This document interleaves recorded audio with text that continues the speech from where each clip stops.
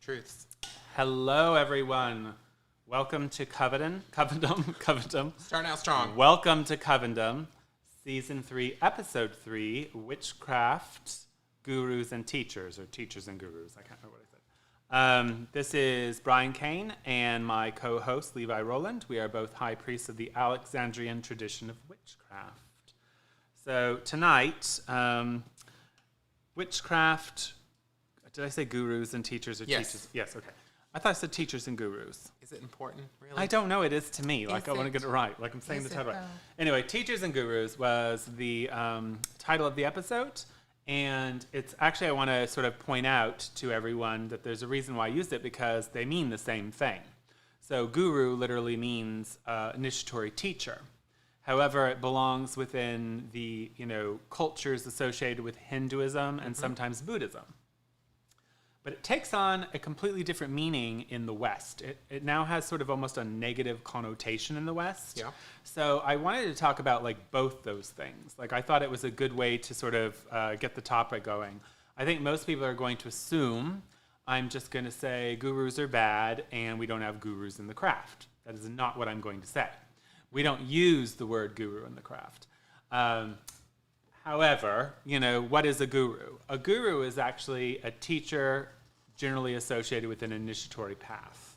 And it's really quite interesting to me that when I have spoken to or worked with people who are from Hindu cultures, predominantly it's been Hindu cultures, Indians, but I have actually encountered this in Buddhism as well, both from just being a public witch that's approached to doing readings way back in the day.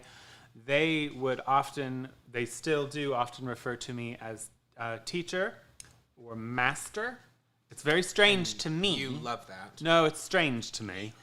I have corrected it when people have said you are an enlightened master, and the response you get from them is you are what you are. I'm not asking, this isn't a question, because in their culture it means something different, and they don't have the hang-ups, that we have in Western culture. So, for instance, in witchcraft, no high priest or high priestess would equate themselves with being a guru. Because even though they are, if they are teaching and they're parting initiation, they technically fall under that definition. It's not a Western definition.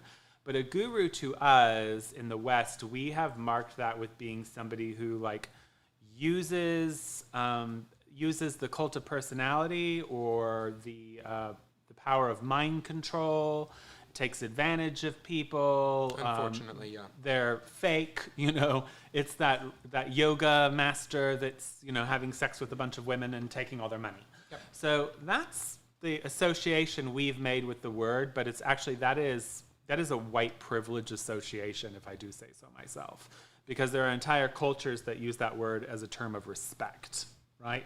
But we have to sort of navigate this within ourselves a lot, and it's sort of come into my mind here and there, an ebb and flow, that it's a part of our culture within the craft and just within Western civilization.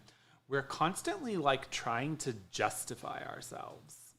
And we're constantly trying to explain I believe in all these things, yet I'm intelligent. And I know, modern witchcraft is modern. And I know that Gerald Gardner may not have been connected to an ancient thing. Everyone knows that. Or, yes, I am a high priest, but I'm not, I'm not anything grandiose. Or, yes, I'm a teacher, but I'm not a guru. All of these sort of things. Well, Levi will probably get this when I say this. A teacher that we would usually associate with a guru, even if they were positive, is somebody who's going to have a lot of charisma, right? And you don't necessarily have to be a good teacher to have, charisma doesn't necessarily have anything to do with being knowledgeable, right? Charisma is separate from being knowledgeable. However, a charismatic teacher, even in academia, is going to captivate those students' attention in a way a boring teacher will not. Now, academia may not value that. I don't know. Levi could speak better to that. But it just happens to be the case that charismatic people in any sort of situation are going to capture people's attention. That is a talent That is, or a gift, whatever you want to say. It's not positive or negative. It can be used for both positive and negative ways. The craft absolutely certainly has had and has individuals who have charisma and who could have sort of been titled sort of that guru type teacher, where they had people who were like ride or die bitches, right? That still exists today within branches of the craft. However, in initiatory craft, Gardnerian Alexandrian, no proper initiate would want to have followers. So we might model ourselves, for instance, I am very proud of the fact that I believe that my initiatory lineage has a lot of extremely talented teachers, really good craft teachers, not just one, several, most of whom you would not know, most of whom's names you do not know. They are not public, but my line has had a lot of really good teachers, not just Alex and Maxine, but a lot who followed in their footsteps. And what they passed down was received by really good teachers and eventually handed to me. And my biggest goal in the craft is to continue to fulfill that that process, and hope that I'm thought of or remembered as a good teacher in craft by the people that worked with me. And hopefully some of my students will go on to be good teachers themselves. In that sense, I'm a guru because I'm a teacher of initiatory something. I often also believe that I have a good amount of charisma. I am able to captivate people, but I would never want followers. I have, my dog is the perfect example down here, demanding I do what he says, and I know you're not supposed to have favorites, but the bossy one's my favorite. And, he's in charge. So, fun story I have in craft. The poodle. Witches, leading good witches is like herding cats, a phrase that's been used many times by Alex Maxine and other witches. And one of my favorite examples of the teacher, which was, in a sense, sort of a funny failure on my part because I shouldn't have been so obvious, but I was trying to teach a lesson that required, sort of sleight of hand. It required, I wanted to have that aha moment. Oh, I get it, And instead of pulling off some clever distraction so that I could get the teaching to go through, I told them all to close their eyes and not to look. Right when I said don't peek, every witch's eye went open. They all peeked. Every single one of them peeked. And I don't remember who was there that day, whether you were one of them or not. There. They all peeked. They couldn't help them. Once you said you tell a witch not to look. I mean, what are you gonna do? We know you all. Well, I'm not going to go that far with that conversation. But I don't consider myself to have followers by any means within my coven. And I don't foster that as craft, especially in Alexandrian craft. Freedom and power, if you're completely subservient to somebody, you do not have power, and I want them to be empowered witches. I want them to be good witches, just like I want to be a good witch. And although I have reverence to my initiators and to my elders, and I have service to my priesthood and my craft, I am fully autonomous, and that's what I want for every witch. So anyway, that was my thoughts on teachers and gurus and kind of why I wanted to start this conversation and give you the angle of kind of where my brain was when I came up with the idea. And I'm going to let Levi take the introduction from here. Teachers and gurus. Hey. No, I agree with a lot of what Brian is saying here, but we don't really have gurus. And it's funny because the word guru has been co-opted, not just by Western spiritual teachers, but also just by secular language. We now call somebody like he's a marketing guru, or he's an accounting guru. He's a wizard, with numbers. Like that term of guru in the West has sort of been denatured to the point that it's just empty of meaning. But for us, for us. But Brian's right. It still carries an immense amount of weight in dharmic religions. Guru Nanak and Sikhism. The gurus of Hinduism, various schools of Hinduism and Buddhism, but there is a massive difference between the way they approach gurus and the way that we approach teachers in craft, or in the occult in generally. And it actually broke apart one of the largest organizations in Western occult history, which is the Theosophical Society. When the Theosophical Society decided that a man named Krishnamurti was the incarnation of God, and was a guru, a living guru, they started demanding that Theosophists believe this, and it basically destroyed the Theosophical Society. Some of them went with, believing that he was. Some people, schismed and wouldn't do it anymore. It basically destroyed the whole movement. It didn't destroy, but it was part of the reason that it sort of crumbled. That whole guru worship, we don't really do that in craft. We do not view our teachers as living gods. And when that happens, because it does, the teacher will shatter that. Yes, it will. And that's, because it is normal that we kind of look up to our teachers, especially if they're good, or our elders, and we think, oh, they're so grand and they're so great.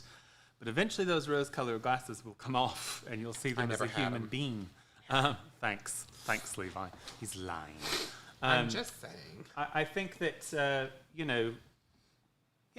we don't really, it's not the way of craft to, in most lines, 99.9% of lines, or at least 90% of lines, it is not desirable to have an authoritative figurehead outside of the high priest and high priestess leading their coven, which is a small autonomous group, right?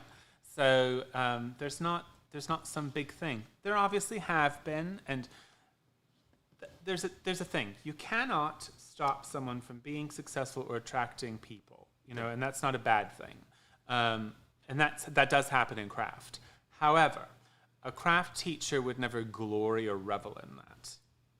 It would be something very uncomfortable that they would try to, if the person was worthy of interacting with, they would dismantle that pretty quickly. Agreed. When the time was right. Sometimes you do have to realize, and, being a little bit on the fame game level, you get that anyway with people. You get that sort of fanboy kind of thing sometimes. Yeah.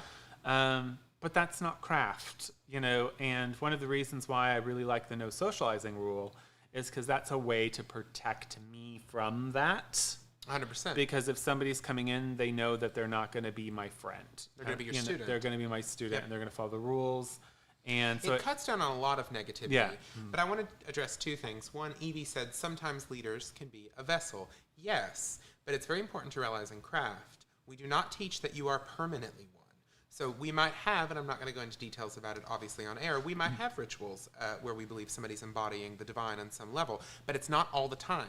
So outside of that sacred space, like Brian is not sitting here right now as a living god that I owe something Excuse to me. divine. I'm descended from the goddess Aphrodite. Okay, yes, but no, I'm sure you are, et cetera, et cetera. But Don't bring me down off my cloud, man. Yes, yeah. I agree with what Levi's saying, and I'm just being funny.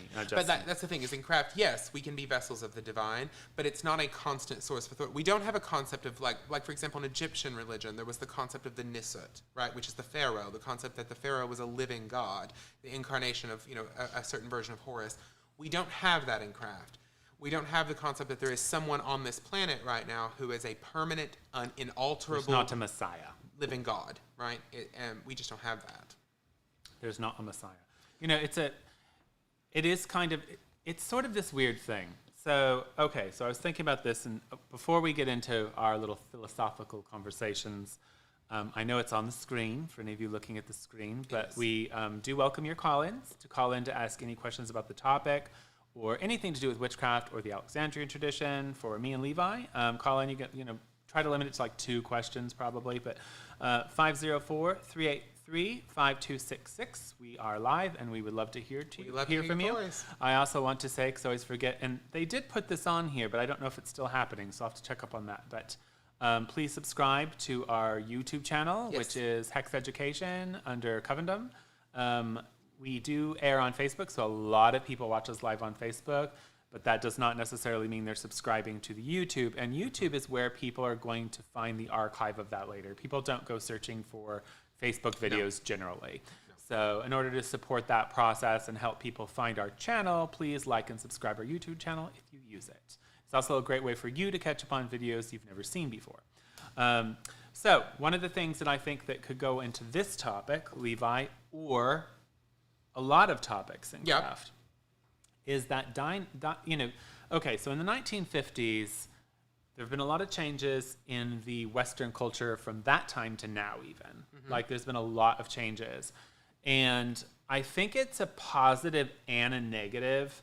Maxine Sanders, as far as I know, this is her quote, I don't know if somebody else originated it, but I've heard it from her, which is that academia is the magic killer, right? And like anything a magical person says, you have to put it in the proper context. But I understand what she's saying, I think anyway. And that is that sometimes, and we're really guilty of this in Western culture, we put on our rules. We put on our rules or our Western culture rules to any topic. Yep. And we are constantly in craft. You'll see this with anyone who's doing a public thing, maybe not so much me, but most people. They're very apologetic about our beliefs, 100%. or they try to justify them. You know, they try to explain like how they're intelligent enough to know that this and this and that, and who Gardner was and who Alex was, and how, you know, they've got to sort of justify it instead of just saying this is an experience.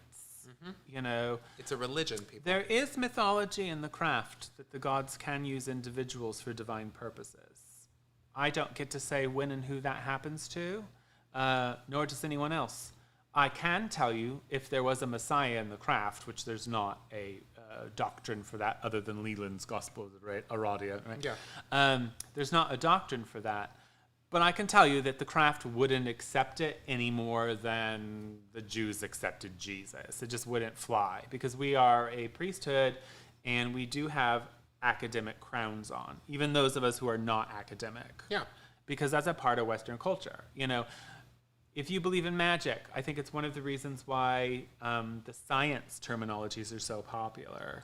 Because it's a way for people to intellectualize it and explain it to people. Like, I'm not superstitious. You know, I don't believe in some invisible magic. This is science, you know.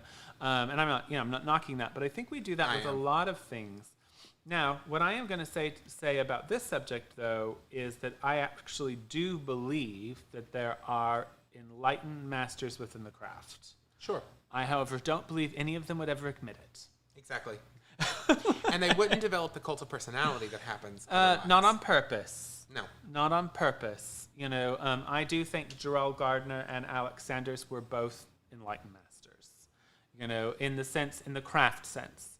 I don't think that either one of them would have thought of themselves that way, and I think they would have dismantled it. You know, people could accuse Alex, obviously, he used the title of King of the Witches and all that sort of thing, but what you need to understand is at that time, you know, originally in craft, King or Queen of the Witches wasn't really a real popular thing. Patricia Crowther speaks of it at length, that there's no Queen of the Witches. Yeah. She was crowned Queen of the Sabbath once, but there's no Witch Queen thing. Maxine has spoken at length that basically that the Witch Queen is a young, you know, it's not like this hierarchy it's position. It's not the same, yeah. And obviously it does have meanings in the craft, but it's a sort of a tradition thing. So during that time, there were people in the craft who were starting to use this Witch Queen thing, and I think Alex's way of combating that was, oh, well, I'm a Witch King, you know, yeah. And in sense, he was right in the sense that he had the same station that a lot of those people who were claiming to be witch queens had. You know, in the craft, now we wouldn't use that title. We would use another title in its place, but it has been used. And it means the same thing as the other title we would use, in my opinion. You know, it's not, but it's titles, right? So I don't think he did that because he thought he was like, I mean, I'm sure there was some ego behind it, of course. But I don't think he was like sitting there thinking he was a messiah or something like that. I really don't. No. I think he had a strong charisma and he, you know, was really good at courting the press and all that.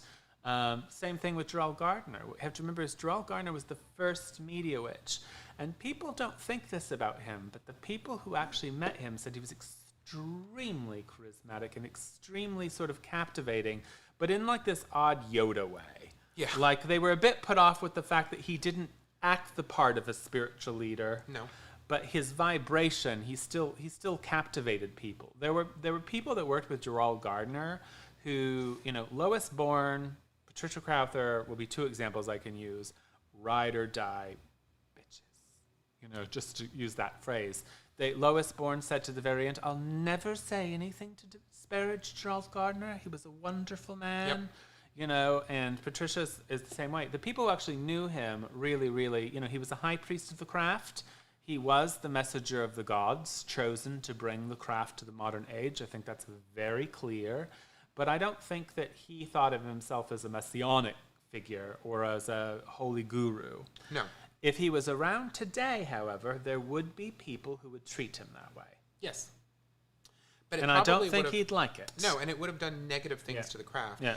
Guru culture in the West is horrible. And one of the main reasons it is horrible is it's one thing when it exists within it doesn't the work context. in our culture. When it exists within the context of renunciant culture in India, right? The Shramanas, and whatnot. They also have living gods on the streets, right? Yeah. They have this culture of renunciants who go out and they're living in the wild and people bring them food, the sadhus or whatever. We don't have that.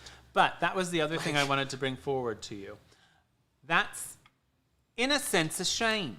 And I know there's no, I'm not trying to promote that we could get there. We can't. It's not our culture. It's not the way we think. But in a sense, it's a shame because it's kind of like, the child who believes in Santa Claus. And I'm not trying to say there, I could go. I know what you no mean. matter how I run this, I'm going to misstep somehow. I know what you mean, though. The fact that we are such doubting Thomases in the West does sometimes limit the power that we have. And I'm under the impression, and I will explore this further as my life continues and I meet more people, that although Hindus or some Buddhists might consider someone an enlightened master a guru, it doesn't translate the way we translate it. Like, it's more normal to them, so it's not so great. Does that make any sense? It's a part of life. Like, right? we make that like, oh my God, you think you're Jesus. They don't have one guru or one god or one... Sometimes, but many... Well, I know there's cults, but, you get what I'm saying. I do get what you're saying. I think it's more normal, and because it's more normal, it's more accepted. Like, we could translate that into our witch lives, right? There's certain things we do, like, casting a spell. That's very bizarre to most people in the West, but to us, it's normal. And it's not like, if you explain casting a spell to some people, they're going to equate that with the miracle of Moses and an impossibility. But because we accept it as real, it's not really that great to us. Yeah. It's normal. And so I think, there are things we do in craft that would be considered, absolutely ludicrous, completely egotistically insane. Mm-hmm. I'm saying that in a sense that I think that we can learn something from this conversation. I'm not saying we should, promote our teachers differently or anything like that. But I think that sometimes we need to stop and realize we do have these very special people within our ranks, and we usually realize that too late. Yes, we do. But I don't think we should worship them. They're people, And I think what the woman said on there, I do think that the gods use people as vessels. I think every priest or priestess, every initiate has offered themselves up to be a vessel. And I think that how the gods work into the world, really. And I think that's been going on in the occult and witchcraft from the very beginning. So I don't think that the gods are necessarily doing it all the time. But I think that there are moments when they can use you, and you might not know. You might not know it's even happening. So anyway, guru culture, though, as it has developed in the West, was also preyed upon the fact that it wasn't normal here, that it wasn't contextualized. This is somebody special. Exactly. When Tibetan Buddhism was brought because to the we're West, equated with Jesus. Exactly. And that mindset of if it's special, it's got to be this great big thing. Christianity, right? Yeah. So what ended up happening was a lot of people who came to the West to bring Eastern traditions and became gurus in the West, it did not end well. And it was because it was very difficult to contextualize that experience into consumerist capitalist America. So you ended up with Trungpa, who I'm not on any side there, but there was a lot that went wrong, or you could say Bikram Chowdhury. Gandhi would be a conversation. Gandhi could even be a conversation. How we understand him in the West is different than how he's understood in India. But there's also, like I said, Bikram Chowdhury. There's just, it wasn't that long ago that Netflix came out with a documentary about his fall from grace, and we could go on and on. Patapi Joyce, who's the founder of Ashtanga Yoga, had a massive, there's people coming out now, he's passed away, but talking about the scandal there. I mean, it's pretty rampant. Here's the reality of the situation. You should have a horn when I say that. So here's the reality of the situation, how we can marry those two things. So we don't use the word guru. And I think that we do have gurus under the simple definition of we have initiatory teachers, right? Yeah. Like we have those. And I do think we should really, they're not, here's the whole thing. Not every high priest or high priestess is a really good teacher, and I think that's a conversation that makes people uncomfortable, but it is a part, and I think it's more of an Alexandrian cultured thing to focus on training. I think that's been a part of our culture, started by Alex and Maxine, and it continues through certain Alexandrian lines today. And when you see Maxine speak, or if you read her books, you will see that that's a topic very dear to her heart, is that not all craft has good teaching. People can be initiated, they can join covens and not have the training that somebody might experience in another situation, right? So, and I think that those situations are more rare, kill me. Absolutely think my teacher's a guru. I think she's a real cool guru. But we wouldn't use that word, and she would never want to be worship. Well, not in craft. Not in craft. I think that and like I said, I don't know all the people in my line personally, but I know people who've spoken about them and stories I've heard about them, and I've heard over and over and over again about how many great teachers we had within our Temple of the Mother lineage. And I don't think that every craft high priest or high priest starts out as a good teacher. How could they? No. So it takes time, but we do idolize our teachers. Of course. And it is an important role within the craft. Without good teachers, the craft cannot survive.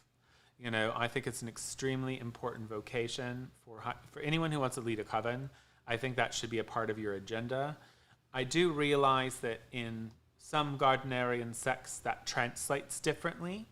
And in other witchcraft traditions, it translates very differently. I was hearing someone speak once about her training in her coven on a YouTube thing, and she said she didn't have a curriculum. And it resonated with me because I don't really have a curriculum either.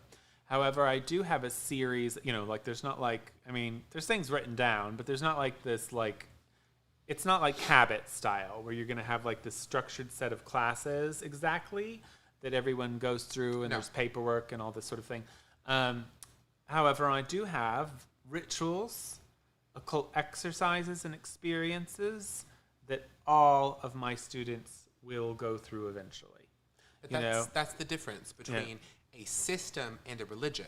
Yeah. We're not teaching you we have a system of magic within craft, but we're also a living priesthood. And so to join the living priesthood of craft is not just to learn a system. If you wanted, it's very different. It's a different form of teaching. We're not here to teach you astrology. Doesn't mean we don't like it. I love it. We're not here to teach you planetary magic. Doesn't mean we don't like it.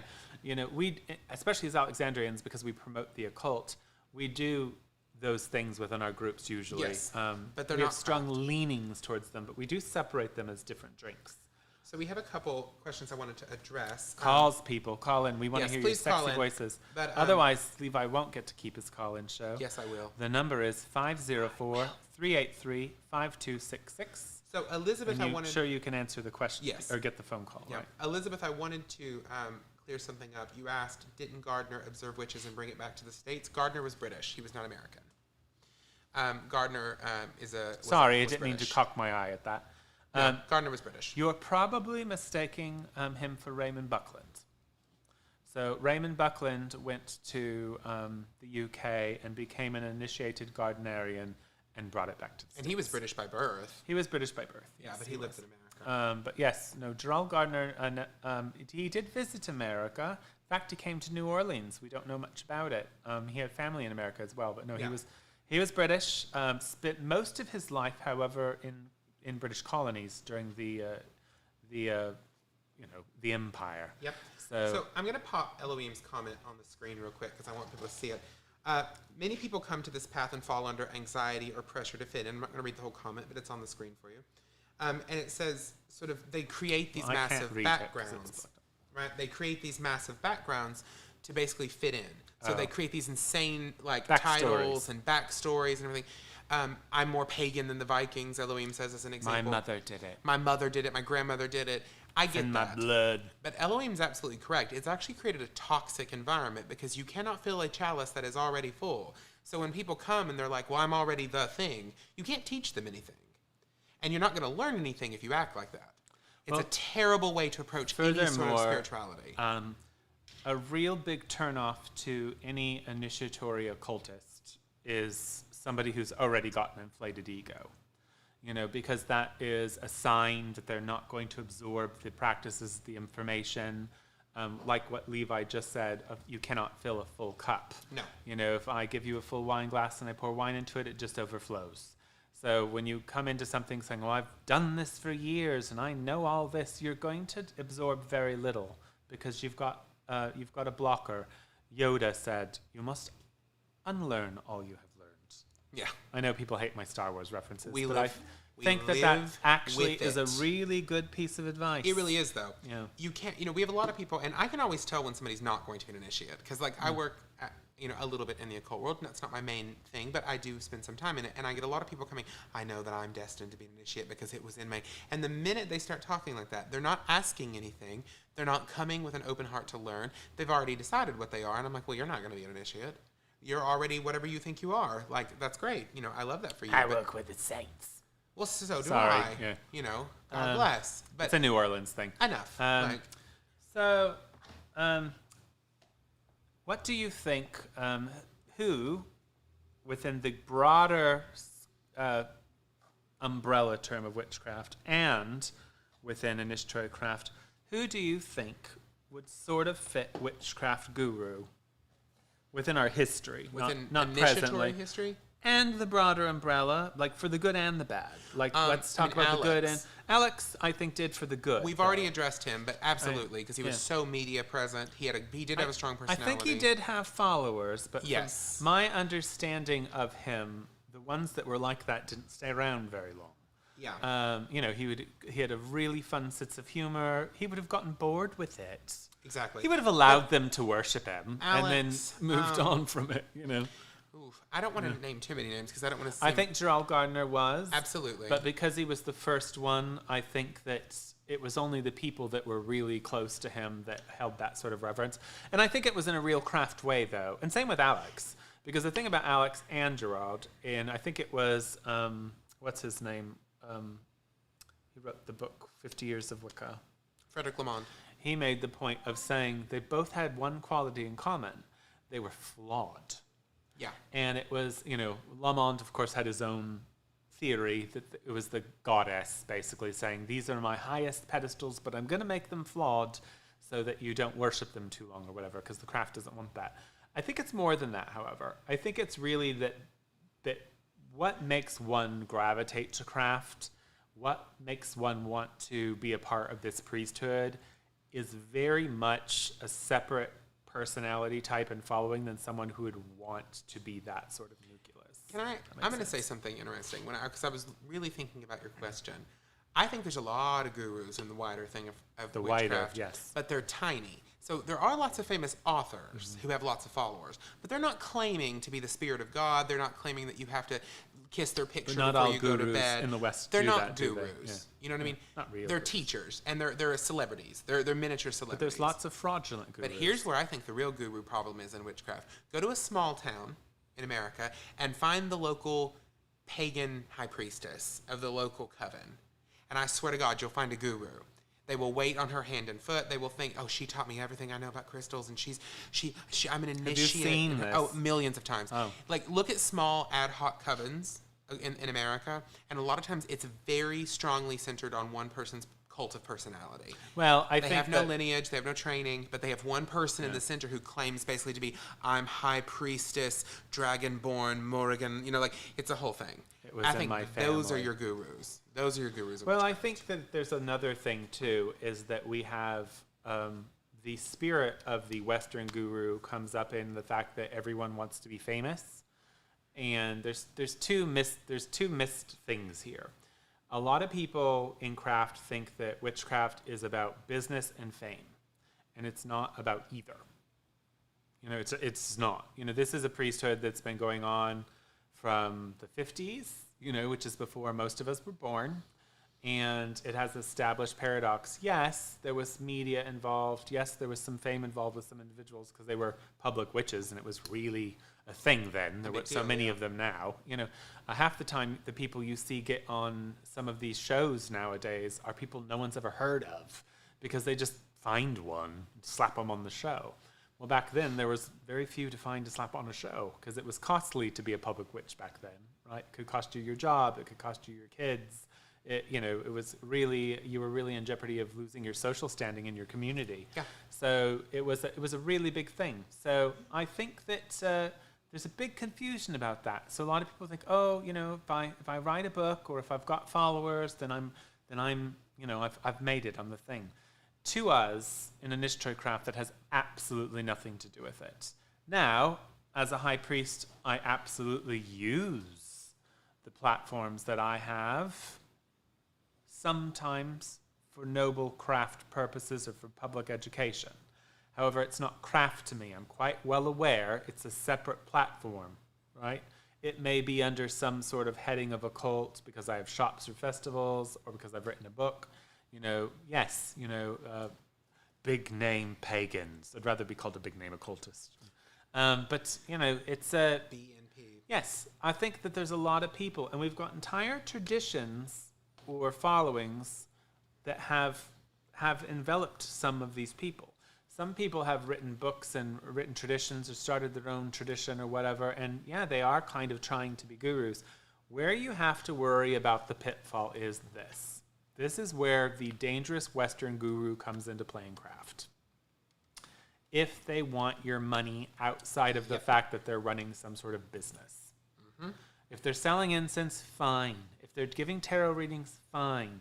But if they want donations to their church, if they want to charge you for initiations, I think that's not craft, okay? It's their thing. It's what they're doing, but it's not craft. Yeah, no. Gardnerian and Alexandrian craft have a strict rule that we never charge for our teachings or our worship.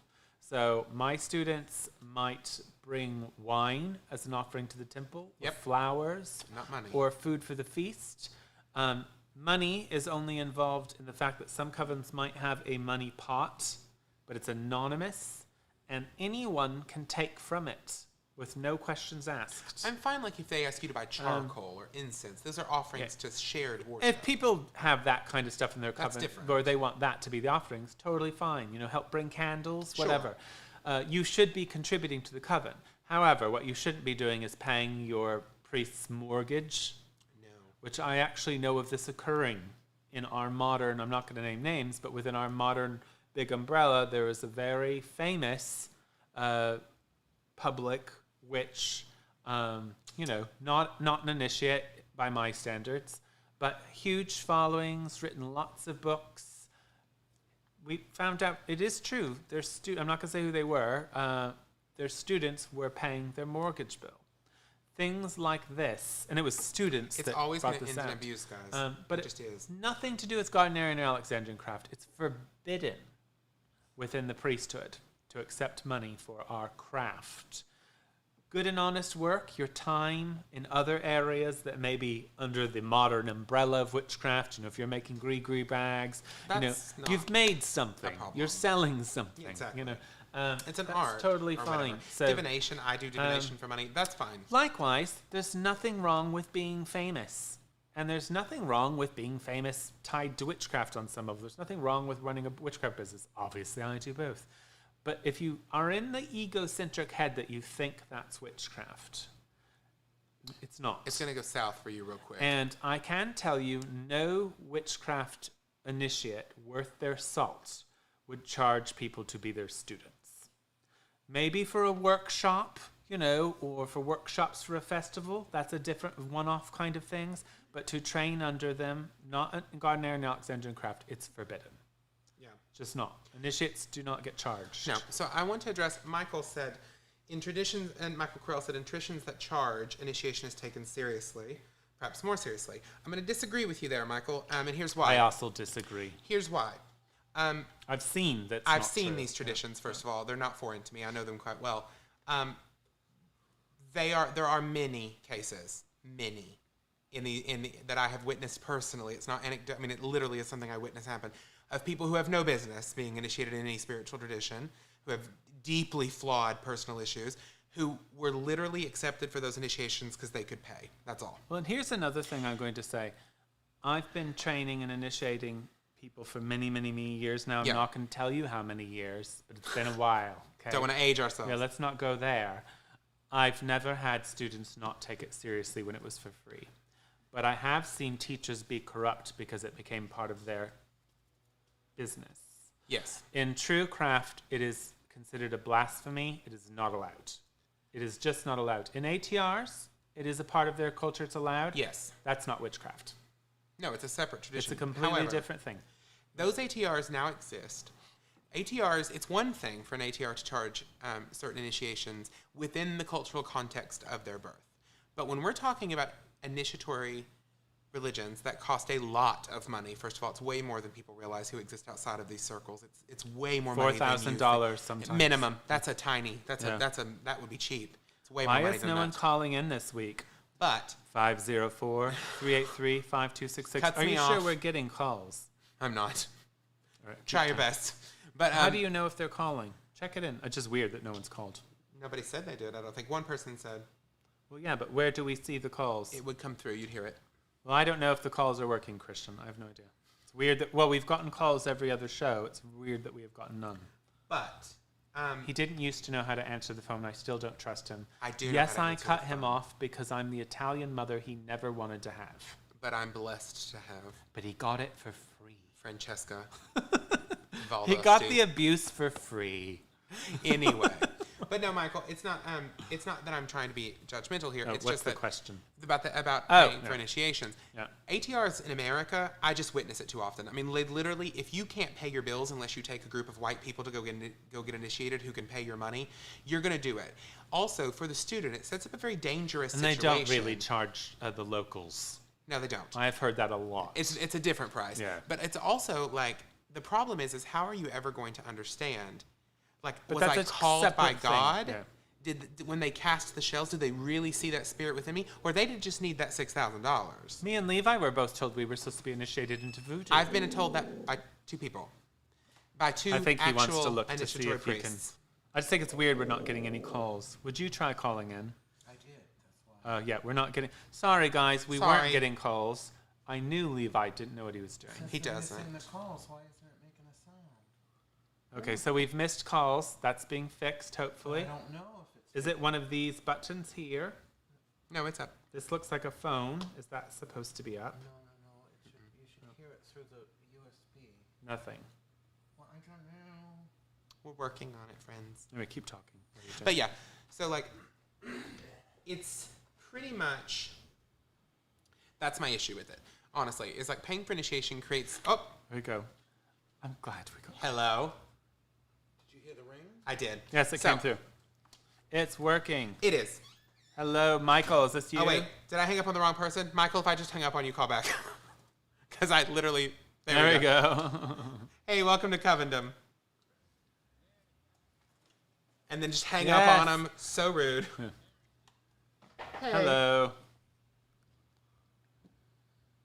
Anyway, so what was your question?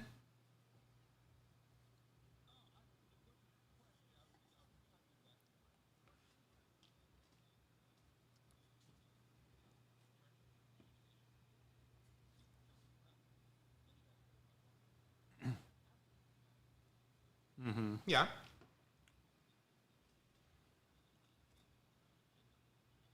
Yeah. Well, it happens under the umbrella of witchcraft as well. Now, what we must remember about this show, Michael, that me and Levi are always doing, is sometimes we do talk about witchcraft under the broader umbrella, but we're really presenting the show as initiatory craft, Gardnerian, Alexandrian. And within our priesthoods, it's literally considered like really bad to charge for an initiation. So it's completely against our belief system. Yeah. So, but when I do look at, I can look that somebody else has a different belief system. So when I look at the ATRs, I can see, I'm staying in my lane. I'm not policing the ATRs. But as a human being, I have seen things I thought, kind of made me go, well, I'm glad we don't do that. But in the broader term of of witchcraft. I have absolutely seen other traditions make a mint off of sad cows. Sorry, guys. I know you can't hear Michael right now, who called in with us. Michael, the audience couldn't hear you. Okay. So we're trying to fix. fixing it real quick, and then they'll all hear. We can hear you, though. And the people can hear us. So it's like we're talking to Hi, ourselves. people. So we just sound really crazy. We just now. look insane. Where we're just here talking to ourselves. Wait, no, we should have said, oh, it's Alex's familiar. Michael's called. Michael's called the spirits. Do you like my art? Oh! Oh, too bad I can't see the show. Can while you I'm on the guys phone. hear him now? He should be able to come through now. Hello. They can now Yay. hear you, Michael. Perfect. So I don't know. Michael was just calling because he wanted the attention, I think, probably. Absolutely. I'm teasing. Sinner. I'm No, because teasing it you, was Michael. just too hard to type. It takes so long. I'm So I actually figured, all right, we want the we're call talking in. about this thing. I'll call in. They wanted people to call in. Yes, so I called we in. do. So come up with a question. Invent one. Okay. I know. He asked one that was good. Any question you want. Yeah. Well, Oh, one. come up with a question right now. Yeah. Huh. Do your duty to God and the devil. Any question you want about this topic, witchcraft, Alexandrian witchcraft, ask away. Well, what would you consider? I've heard you talk about a guru can be a teacher, but what's the difference between just a teacher and a guru, in your opinion? Well, okay, so I sort of summarized that. If you're actually looking at like the original definition for a guru, and it's in the dictionary, it literally, means a spiritual teacher, usually associated with an initiatory system. Yeah.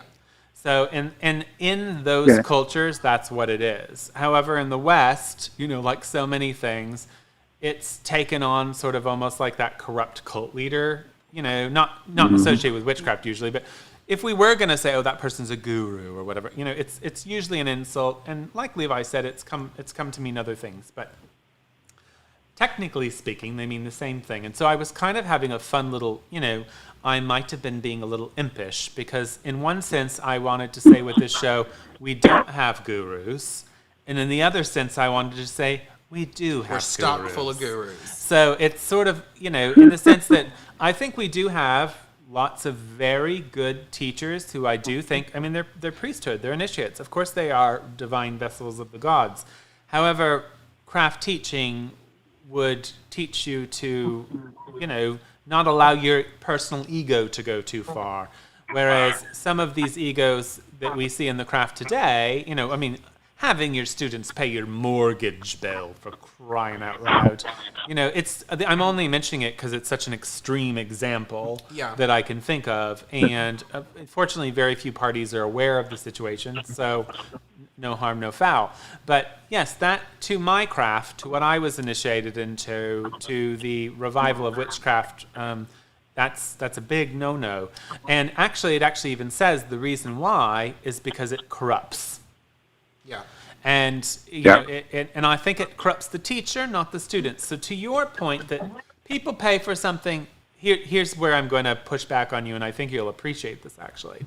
I understand the fact that if people pay for something, they sort of give it value, but this is the problem with that. If you can buy something spiritual, it doesn't have any value to begin with. Yeah. That has to be Well, I've often earned. said that. It I cannot can be teach you witchcraft, bought. but I can't teach you to be a witch. Right. Exactly. So like a workshop or something like that, obviously everyone knows we do those. I'm fine with that. Like I think there's okay things. Like I'm not, but actually where I draw the line is initiation and spiritual worship and spiritual training. Like religious worship and religious. So training someone to be an initiate, initiating someone, to me, that is no bueno, no charge. That is my service to my craft. That is part of my duty and my service. That's what I took oaths to. And when I chose and was chosen to become a high priest, that became my duty. It's not something I'm supposed to get paid for. But it's different. I was paid for it by the training I received at the hands of great gurus. Of great gurus, fantastic gurus, beautiful hats. But it's very great hat culture and guruship. But It's different when it's like a workshop. It's not the same thing, or teaching. We charge 'Cause you have that, a hat. sure. Yeah. I have a hat, I do. But it's different. The sin, if I can use that silly term, it becomes when the initiatory process is sullied because there's a question at play. Am I really chosen by the spirits, or did this initiator just need money? And also, if you can pay You're for buying something, God's approval, basically. if you can pay for something, you have a say in it. Like, it makes you a crappy student sometimes because you basically can say, well, I paid good money for this. I better get whatever out of it. Basically, Yes. you can become the Karen of initiation. And sometimes that's a problem. those students become very resentful when their miracles don't come into play. Yes. Yes, so I do see what you're saying. It depends on what you're doing. People do respect things when they have to pay for them, but I don't think people respect things as holy when they can buy them. Yeah. So And I that's think- that's something I want you to think about. Makes sense. Yeah. Anyway, Well, thank you. thank you Thank very Thank much you for for your calling answers, in. gentlemen. Thank Give you. her- And your phone seems to be working now. Hopefully, you get some more calls. Thank you for fixing that. Give my love to the fabulous editorial person that's in your life right now. So I will do that. Bye. Michael Bye, Corral is moved to New Orleans right when we started having the pandemic. So him and his lovely wife, Marta, have been living here in isolation the whole time. We're going to take you guys to dinner soon, I promise. All right? But I know we have so much with Yes. COVID. I did want to address one, and it's a point I want to address. Sarah said, let me find it real quick, because pastors and ministers do the same, and the congregation pays their bills. Oh, hold on. Keep that in mind, Sarah. Different religion. That's what I was going to say. Welcome to Covendom. Hi, Hi, who is this? this is Jennifer. Hi, Jennifer. So I had a question, and I don't articulate well, so please forgive me. I believe in you, Jennifer. I believe in you. I am very early in my own practice, in my own craft, and I practice just by myself. I'm a solitary witch. When it comes to the gurus and teachings, what I've learned up until now is my craft is 100% intention-based. So where does that play in with having to have training or Who wants to go first? I'll proper go first. techniques and things Okay. like that? Here's what I think there might be a disconnect here coming from our point of view as initiatory witches is magic is intention. So magic is based in intent, but religious training and priesthood is a separate issue. So like Okay. that's what I would say. I'll let Brian might say, I'm sure we'll add on to this, but for me, yes, everything is based in intent. But if we're talking about a lineage priesthood, a service to a particular group of deities, a service to a particular priesthood, that's not really about personal intent so much as it is group dynamics and the concept of the lineage, the elders, the carrying on of a message, things like that. That's going to play into it if you're approaching it as a religion. We do not approach our religion solely as magic. Magic is a massive part of the religion of witchcraft, but it is not the only part. And our recent episode was about witchcraft being a fertility cult, for example. All of these things are going to play into it too. So it can't just solely be intent. Like Brian can teach me a lot about intent and magic, and he did as my teacher. But what I came to Brian for was craft, which is much larger than just that. So, I intent. understand that. Yeah. Intent, Jennifer. Intent is an idea, right? It's like what you Correct. intend to do. It's an idea, right? So whether you put that, and I realize it's an extremely popular thing within a lot of videos and a lot of things going on right now that say, it's all about intention. Light your candle, it's all about intention. Well, if it was really that simple, the world would be a very different place. So they're not wrong. Intention does matter. However, intention is just an idea. And of course, you can't really learn intention. That's just you. Every human Right. being on the planet has intention. But they don't always know how to guide it. Tiki has intention, right? He has intention. He's got intention all the time, I promise. So that's great. Very good. So solitary witchcraft, or whatever you want to call it, is something we all have experienced. So there's no one who got into any form of witchcraft or any form of the occult or any form of anything really that didn't have that sort of solitary time.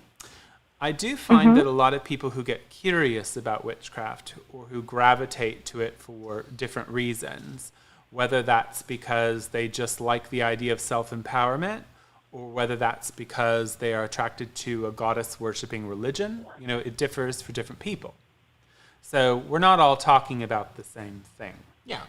And, what I can say is that what we're practicing, is something that started evolving in the public purview in the 1950s. And it has had a legacy of human beings and groups of human beings and ways of doing things that have impacted the world and have impacted all the publications and Instagram conversations we're having today. Doesn't mean the people having those conversations are connected to that original information or, quite frankly, have a clue. I don't think most people who identify as being a witch have anything in common with what I do whatsoever. I do believe in intention. I can understand that. Yep. I do believe in intention. But that's such a small thing in the scope of what I believe in. It's important, but it's such a small thing. It's just a little aspect on the whole. Correct. Yeah. Correct. Okay. Now, so if you're looking at witchcraft as just magic, then I would say this to you as well. Regardless of what you're doing in the world, nowadays you could probably read about brain surgery. Doesn't mean you'll ever perform one. Yeah. Right. So it depends on what your goals are. Now, I do quite understand why some people, especially considering the state of Western religious culture, might choose not to feel safe to share what they're experiencing and the freedom they're experiencing with other people. Yeah. I think there's anything wrong with it. But if you don't have training in a subject, it is just something you're creating yourself, which is fine. Because if it's just you and you're creating it yourself, well, it's a nucleus that's all about you anyway. So it has nothing to do, there's no connection with other human beings anyway. Because if it's all your intention, if everything about it is your intention, it has nothing to do with anyone else anyway. Okay. Hopefully that clarifies your question. It really does, and I appreciate you taking the time to clarify that and explain it so I could understand better. Thank you very you for much for calling, calling in. Jennifer. We really appreciate you listening. And why is Tiki mad? Tiki's furious at you, Jennifer. No, I'm kidding. No, is there Have another a wonderful evening. Thank you. Toodles down there? Let me check. No. Tiki's yelling at ghosts. This house is haunted. I want to go home. I want to go home. All right. So I really want to go back on something real quick. What is he mad at? So Sarah, We don't know. so much is happening. And then he kisses me. Okay, you deal with the poodle. Don't know what he was mad at. Hi, welcome to the Poodle Show. This is Levi. Who's this? Hello, this is Stephen. I'm calling from Australia. Hi. Hi, Stephen. Hello, can you hear me properly? Yes, I love Australian accents. We can. Tiki apparently Oh, good, does good. not. He's very Tiki's very upset tonight. I guess I love the topic today, by the way. Toodles is I've down been in there. Sydney my whole life, and there's never been any good teachers here or initiatory covens here, unfortunately, as much as I've searched and searched and searched. Never found it. I guess in light of my plight, I've just found my own way of doing things, I suppose, over all these years. But I guess my question is, it's a bit different, but it relates more to fate. Yeah. I'm a firm believer in the goddess of fate, or the goddess as I suppose as a weaver of fate. But my question is, do you think that fate has a part to play in initiation? I'll go first. Yeah. You did last time. You can go first. So, Stephen, the first thing I want to say to you is, in the history of Australia is actually very interesting in witchcraft. So, there is Alexandrian lineage in Australia. I don't know much about it, so I can't go much further in it. There was also a woman named Rosalind Norton, and if you've never looked her up, you should. Oh, you do know who she is. A big fan. I know her. I've got her art. Yeah, big fan of her art myself. She's very obscure. Yeah. She did actually have contact with Gerald Gardner. I've got a lovely friend named Fiona Horn, who's, famous for so many things. She is a local Australian. She's now residing there again. She's not an initiate that I know of. So, you guys have things that are grand. Now, to the question, fate.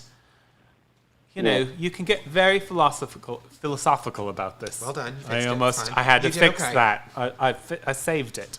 I'm not sure. I kind of think that, I'm very instinctual. I'm very fairy in the way I believe in other worlds. I think that some very rare things may be fate. However, all fate is the strongest gravitation, the strongest probability. I think everything's changeable. I think most things are changeable. I mean, I believe in magic. So I believe that you can alter the odds of any situation, given your will or the will of others. But I think some things, maybe like being born in the first place, or whatnot, is maybe fate, which is just perhaps a higher will at work, right? Yeah. So, I mean, as somebody who believes in magic, I believe in magic as a spiritual experience. I believe my gods are also magicians. So I think some spells are greater than mine. But I'm very careful to ever lock anything into fate. So I don't think on those terms, but sometimes I think some things are fated. So I don't have a strong thing. As far as craft, fate isn't actually our craft. It's not actually a set belief system. Yeah. It is something. Everything can be changed. So I have a little bit of a different take on it. I do believe in fate quite strongly, actually, but heretic. No, I think you'll agree once teasing, you hear it. Well, no. It is a little bit heretical as a witch to say that, but I'm going to explain it's not, it. Really. Is I think that when we work magic, this concept of we can change fate, I don't believe that at all. What I believe is that we are working with a warp and weft of fate. It's a sort of tapestry kind of situation. I also believe... It's very Norse. It is kind of like the word, right? I also very much believe... Isn't it weird? Either one. Weird. The orlog. I'm Swedish, so we're going to go with me. It's weaving the weird. The orlog, the fate or whatever. Weird. But I also believe very weird. strongly that there's multiple levels to the soul. Like very Neoplatonic, it's in Kabbalah too. And I think that, for example, what is fated for my soul in this level of existence, I can work with magic, I can change. But I do think there's a part of my soul that participates in the divine consciousness that everything that's going to happen has already happened because there is no time at that level. So it's all happening right now, right? So there is no linear concepts of I can change X, Y, or Z because X, Y, and Z already have happened, are happening, and will happen, right? There is no time. So I think that there are levels of fate, is I guess what I'm saying. So I'm going to tell you all this. I love the fact that Levi said all that. I really, really do. Oh, God. No, I mean, I don't have a slam down about it because it's a step off of, that's a kind of a faith thing. Fate is the idea that something greater than us is guiding us or has set the chessboard in motion. And like I said, I'm kind of fairy. I'm black and white on that. So it's like, I'm the same way about reincarnation and the afterlife. I believe in them. But I haven't boxed myself in.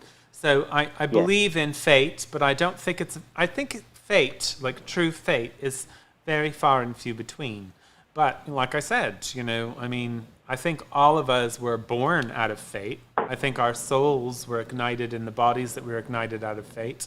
I think there are certain things that are fated, perhaps because greater spells are cast than our own, right? But I don't have it's fate itself, however, is not craft doctrine.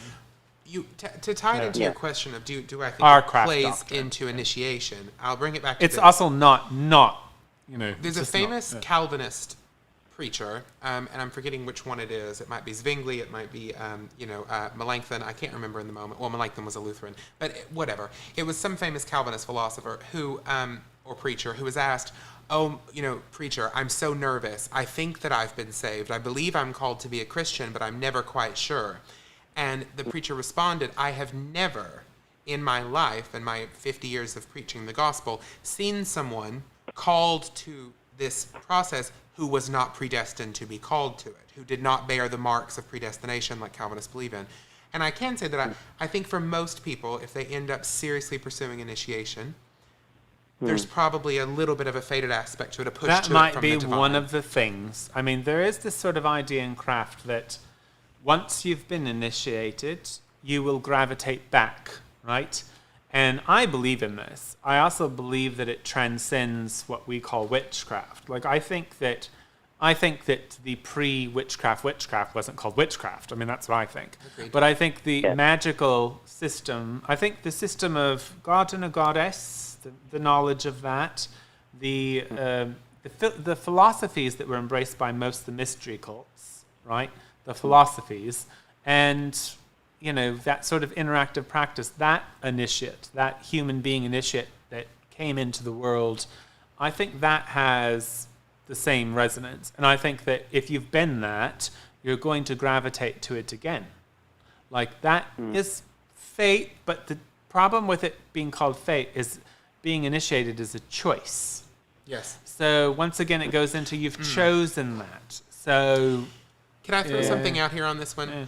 I've said this on the show before, and it was another Christian theologian I was watching who said something I love, and it's been quoted by other secular philosophers too, which is there's a misunderstanding of what true freedom is. Because we believe in freedom as Alexandrians. It's a central tenet of our practice. Well, witches should. Witches should, but it's particularly stressed in Alexandrian craft.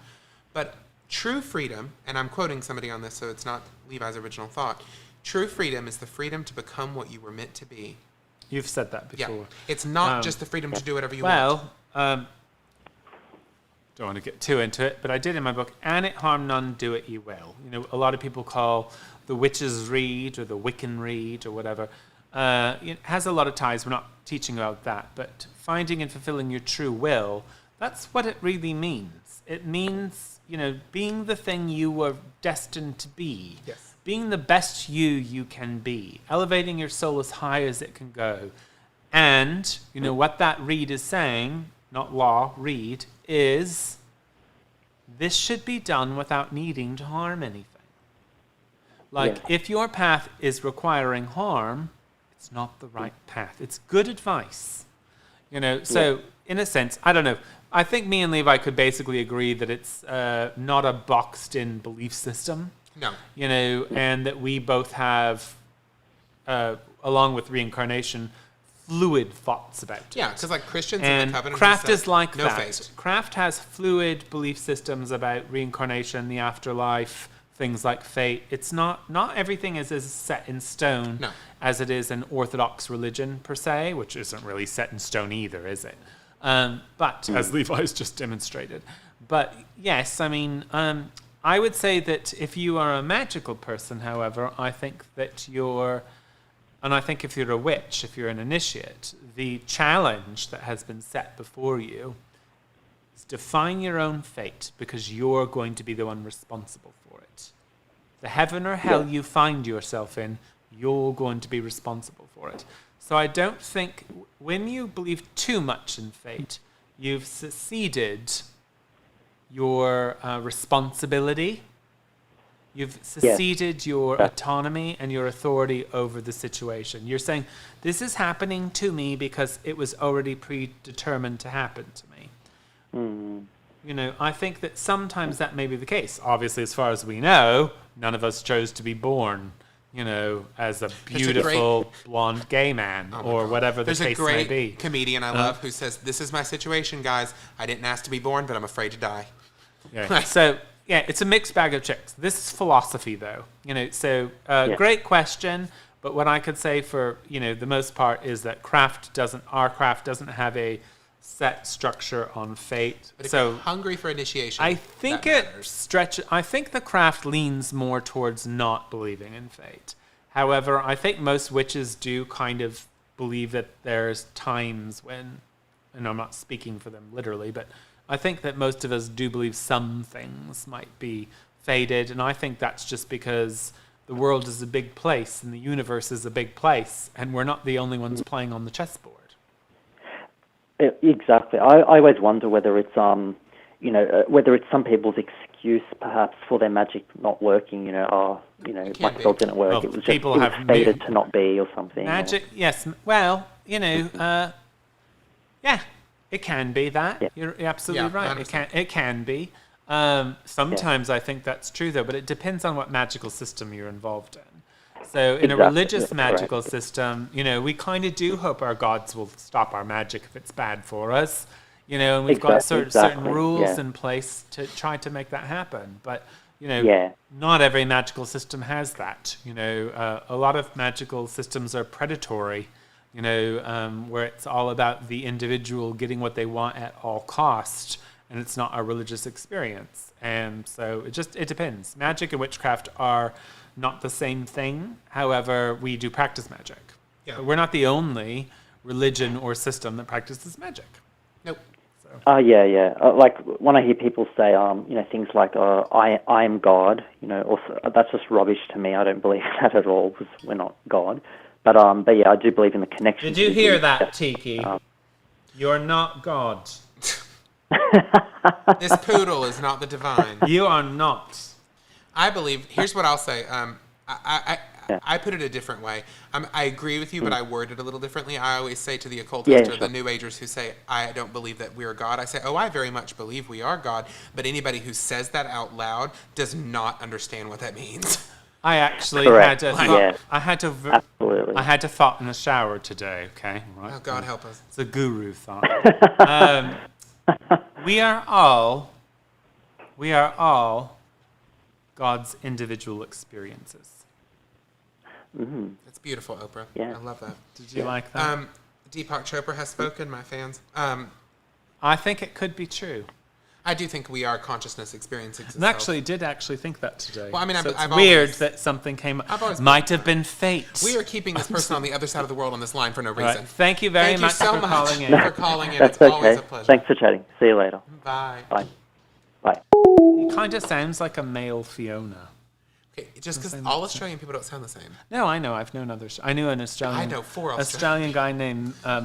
His online handle was Magus. I watched Priscilla, Queen of the Desert, so I know Australian people. Magus was gorgeous. I saw pictures of Is him. this what we're doing? Yes. I want to explain something to you people. Oh, God. Because we don't know how this can translate. So we're on a new camera, and it's like really high definition camera. However, none of us really truly know how to operate it. Sorry, Christian. None of us are photographers. He's been playing with it. He'll figure it out. He's figured out a lot of stuff. So last episode, I had like a little pink ear. He's obsessed with this. I have heard about nothing about this for days. On the show, it looked like I had like rosacea on the side of my face. So I'm almost afraid of what I'm going to watch when I watch this later. He literally was like, I have to tell them it wasn't really my ear. And I'm like, oh my God. It was bright red all across my face.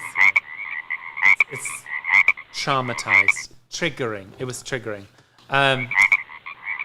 See if we have any more calls. So we did have some questions. I want to go back to Sarah had spoke about this, and it's not really a question so much as she said, that in Christianity, for example, was a negative experience and associating initiation with that. I want to. Oh, she had a negative experience. Yeah. I do want to address this. I've talked a lot about this on Covendom, and it's a personal sort of like hill for me. I really, really do not like this idea that if you are going to leave Christianity, Islam, Judaism, some traditional religion, that the word religion becomes poison to you, and all groups are evil. And I'm like, that's just not the right way always to approach it. But didn't you have that experience a bit on your own? Sure. I did too. But I did. It's a bad place to get stuck. This sort of hatred of... But we can relate to it. Sure. But I also want to say something. I don't understand... I think this dichotomy we've created... Look at me making spiritual but not religious or whatever is not always healthy. You know what I mean? Like, when people say I'm spiritual but not religious, I'm not so sure really what they mean most of the time. And they think they mean that they don't follow the rules of the man or whatever. Sure. But you're a human too. So you are following the rules of a human. You just happen to make yourself the human in question. And that's lovely. But it sometimes can be very cut off from community. And I think that we don't owe the word religion or the experience of religiosity or faith or whatever to Christianity. It existed way before them. You know, it'll exist when they're gone from this universe. And so I don't think we should cede that much ground to them, if that makes sense. And, okay, so how I will clarify that is that, yes, okay, so there's this huge mythology within the craft, within paganism, that we have been oppressed by Christianity. We have. We have been oppressed by Christianity. Everyone within Western culture has been impressed by Christianity in one form or another. If you're any religious or belief system, or if you have a life action outside of that is not condoned by the church, we are in a country that says it practices separation between church and state.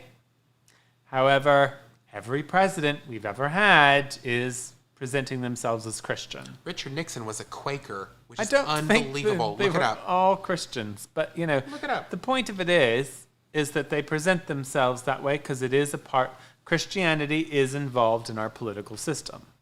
It is. Period. No other religion is. Muslims are not controlling any aspect of our political system, which is, that I know of. I'd like to. Somebody give me a call. Whatever it is. But it is influential. So I think that, yes, in that sense, anyone who's not Christian falls under that, being oppressed thing, right? But I think the modern craft and the modern, well, I shouldn't say our craft, but the modern pagan witchcraft movement, I think it's almost become kind of blasé in a sense, because it's sort of like, did you know anyone getting burned at the stake?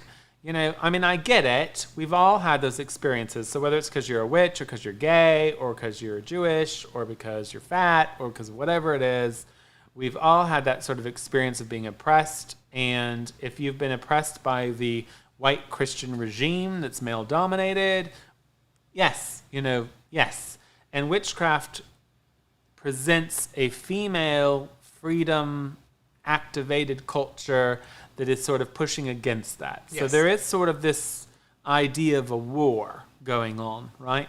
And I do think Christianity is threatened by that sort of thing. So I understand why sometimes, as an oppressed group, there's anger. You get that in any oppressed group. There's going to be anger, and it's justifiable anger, right? We've all experienced it. However, if you want to transcend it, we need to realize that here's the thing. The witchcraft that Levi and I were initiated into is it's an occult-oriented order. It's a mystery tradition. It's not pre-Christian. We really recognize the fact that we came up during Christianity, within Christianity. One could argue there's a bit of rebellion in that, right? One could argue that we do have a rebellious side. We're saying get naked. We're saying worship a goddess. We're saying whatever it is, it's this huge thing. So I don't know, Levi. I'm kind of as I'm speaking, as I speak, I create. Abracadabra, right? I'm kind of wondering, okay, I sort of am a hater on the whole thing myself. I sort of sometimes look at the, let's pretend we were actually burned at the stake. Let's pretend we are some sort of pagan culture that's being oppressed by Christianity and get really jazzed up to it. Most of the time I find that sort of annoying and I don't relate to it. But as I'm having this conversation, I'm kind of realizing, technically speaking, we do fit the mold of if we had this conversation with other people in mind, we would be defending them. Yes. So I don't know. Maybe we have to think about that. And I think I've lost the initial question, honestly. Here's where I'll end it, so I'll end my thoughts on this in one way. I actually agree. There's the initial question. I agree. It's way back. Don't even worry. Did I go that far from it? We did, Deborah. I think that I actually do agree that sometimes we need to rebel against it. I think the patriarchy, the violence, the misogyny, etc., are all horrific. But I'm going to say this. Yeah. If you think that starvingly violent late-stage secular capitalism is your salvation, you are dead wrong. I need to see this question. It wasn't a question. She was just talking about her experiences in Christianity. Oh, okay. So I wasn't that far off the mark because no. I was relating it to my own. I thought maybe I'd gone really far off the mark. No. I was kind of a little bit of a Christian hater when I first got into witchcraft, because I had kind of had my own church experiences, same thing. So I can relate to it, and there is a bit of a heretical rebellion going on in the craft in some sense. I mean... I think the goddess is more. It's the only button I have, Brian. It's the button We should I get have. one. We should get the... ISIS, we're in crisis. believe in the goddess. Oh my God, can we please get that? We all come from Just God. that would torment Christians so much. So anyway, point being said is we relate to you. However, I think that if you're approaching true spiritual evolution, those are all very mundane feelings that need to be transcended. I mean, quite frankly, I now, I'm not anti-Christian in the spiritual sense. I'm not Christian, and, that's obvious, but I don't necessarily spend my time feeling adversarial. It doesn't enter into my consciousness now. It did in my early days. It doesn't now.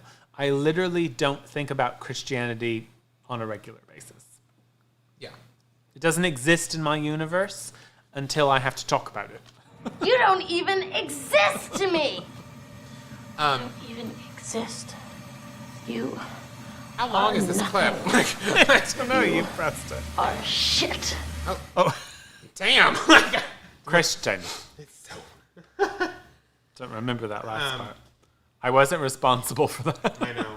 And I'm gonna say, I think that it's fine to have those rebellions. I had that rebellion. I really did when I left the church. I didn't do it through witchcraft. I did it through secularism. But you have to eventually move past it.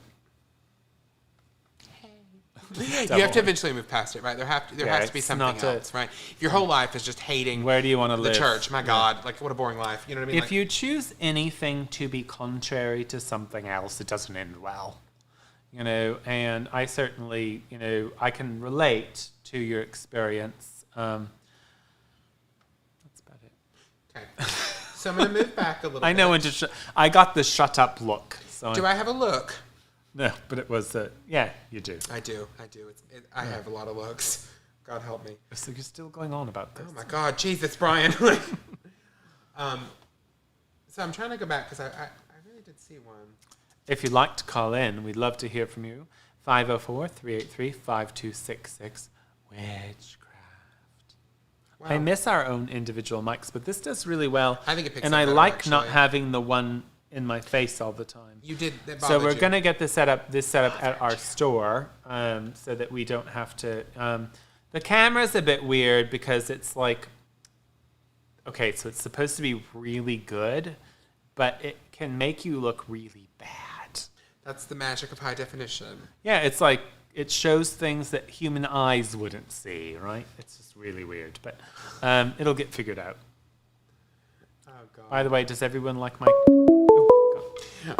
Thank you. Saved by the Bell. Hi, welcome to Covendom. Hello, Oh, hello. Who is this? and marry me. This is Douglas Selby. I'm calling from the Eternal Harvest Church of Witchcraft down in eastern North Carolina, out of New Bern. Okay. Yeah, I'm listening to. I probably need to turn it down a fraction. Yeah, I'm listening to your podcast. Yeah, you will have to turn our voices off wherever you're watching us from. We don't have to, but it'll make it much more pleasant. Okay. Okay. No sweat. Let me turn it all the way. Turn it down. Is that better? Yes, thank Yeah. you. So what's your question? Great. I got a question and a comment.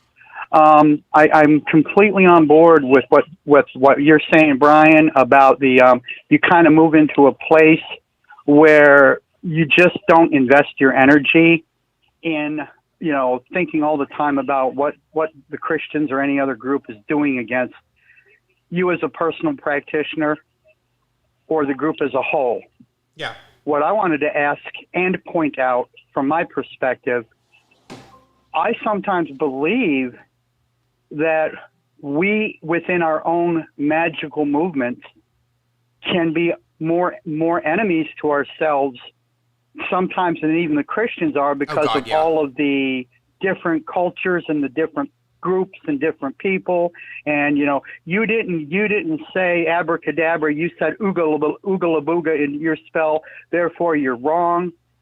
I have been a practicing and initiated Wiccan since 1990, and I just turned 60 years old, and I have seen personally more damage done to people within our own belief structures than I've seen from, frankly, the Christians in a long time. Well, we're always I just kind of wanted your take on that side of things, if you would. Actually, yes, I've got a lot to say about that, if you don't mind. So, one of my big lesson experiences, and one of the things I've sort of spoken about, and you must understand, this is once again coming from our, line of succession, Alexandrian Gardnerian witchcraft, and the priesthood that we're involved in. So it is coming from that perspective. So disclaimer, right?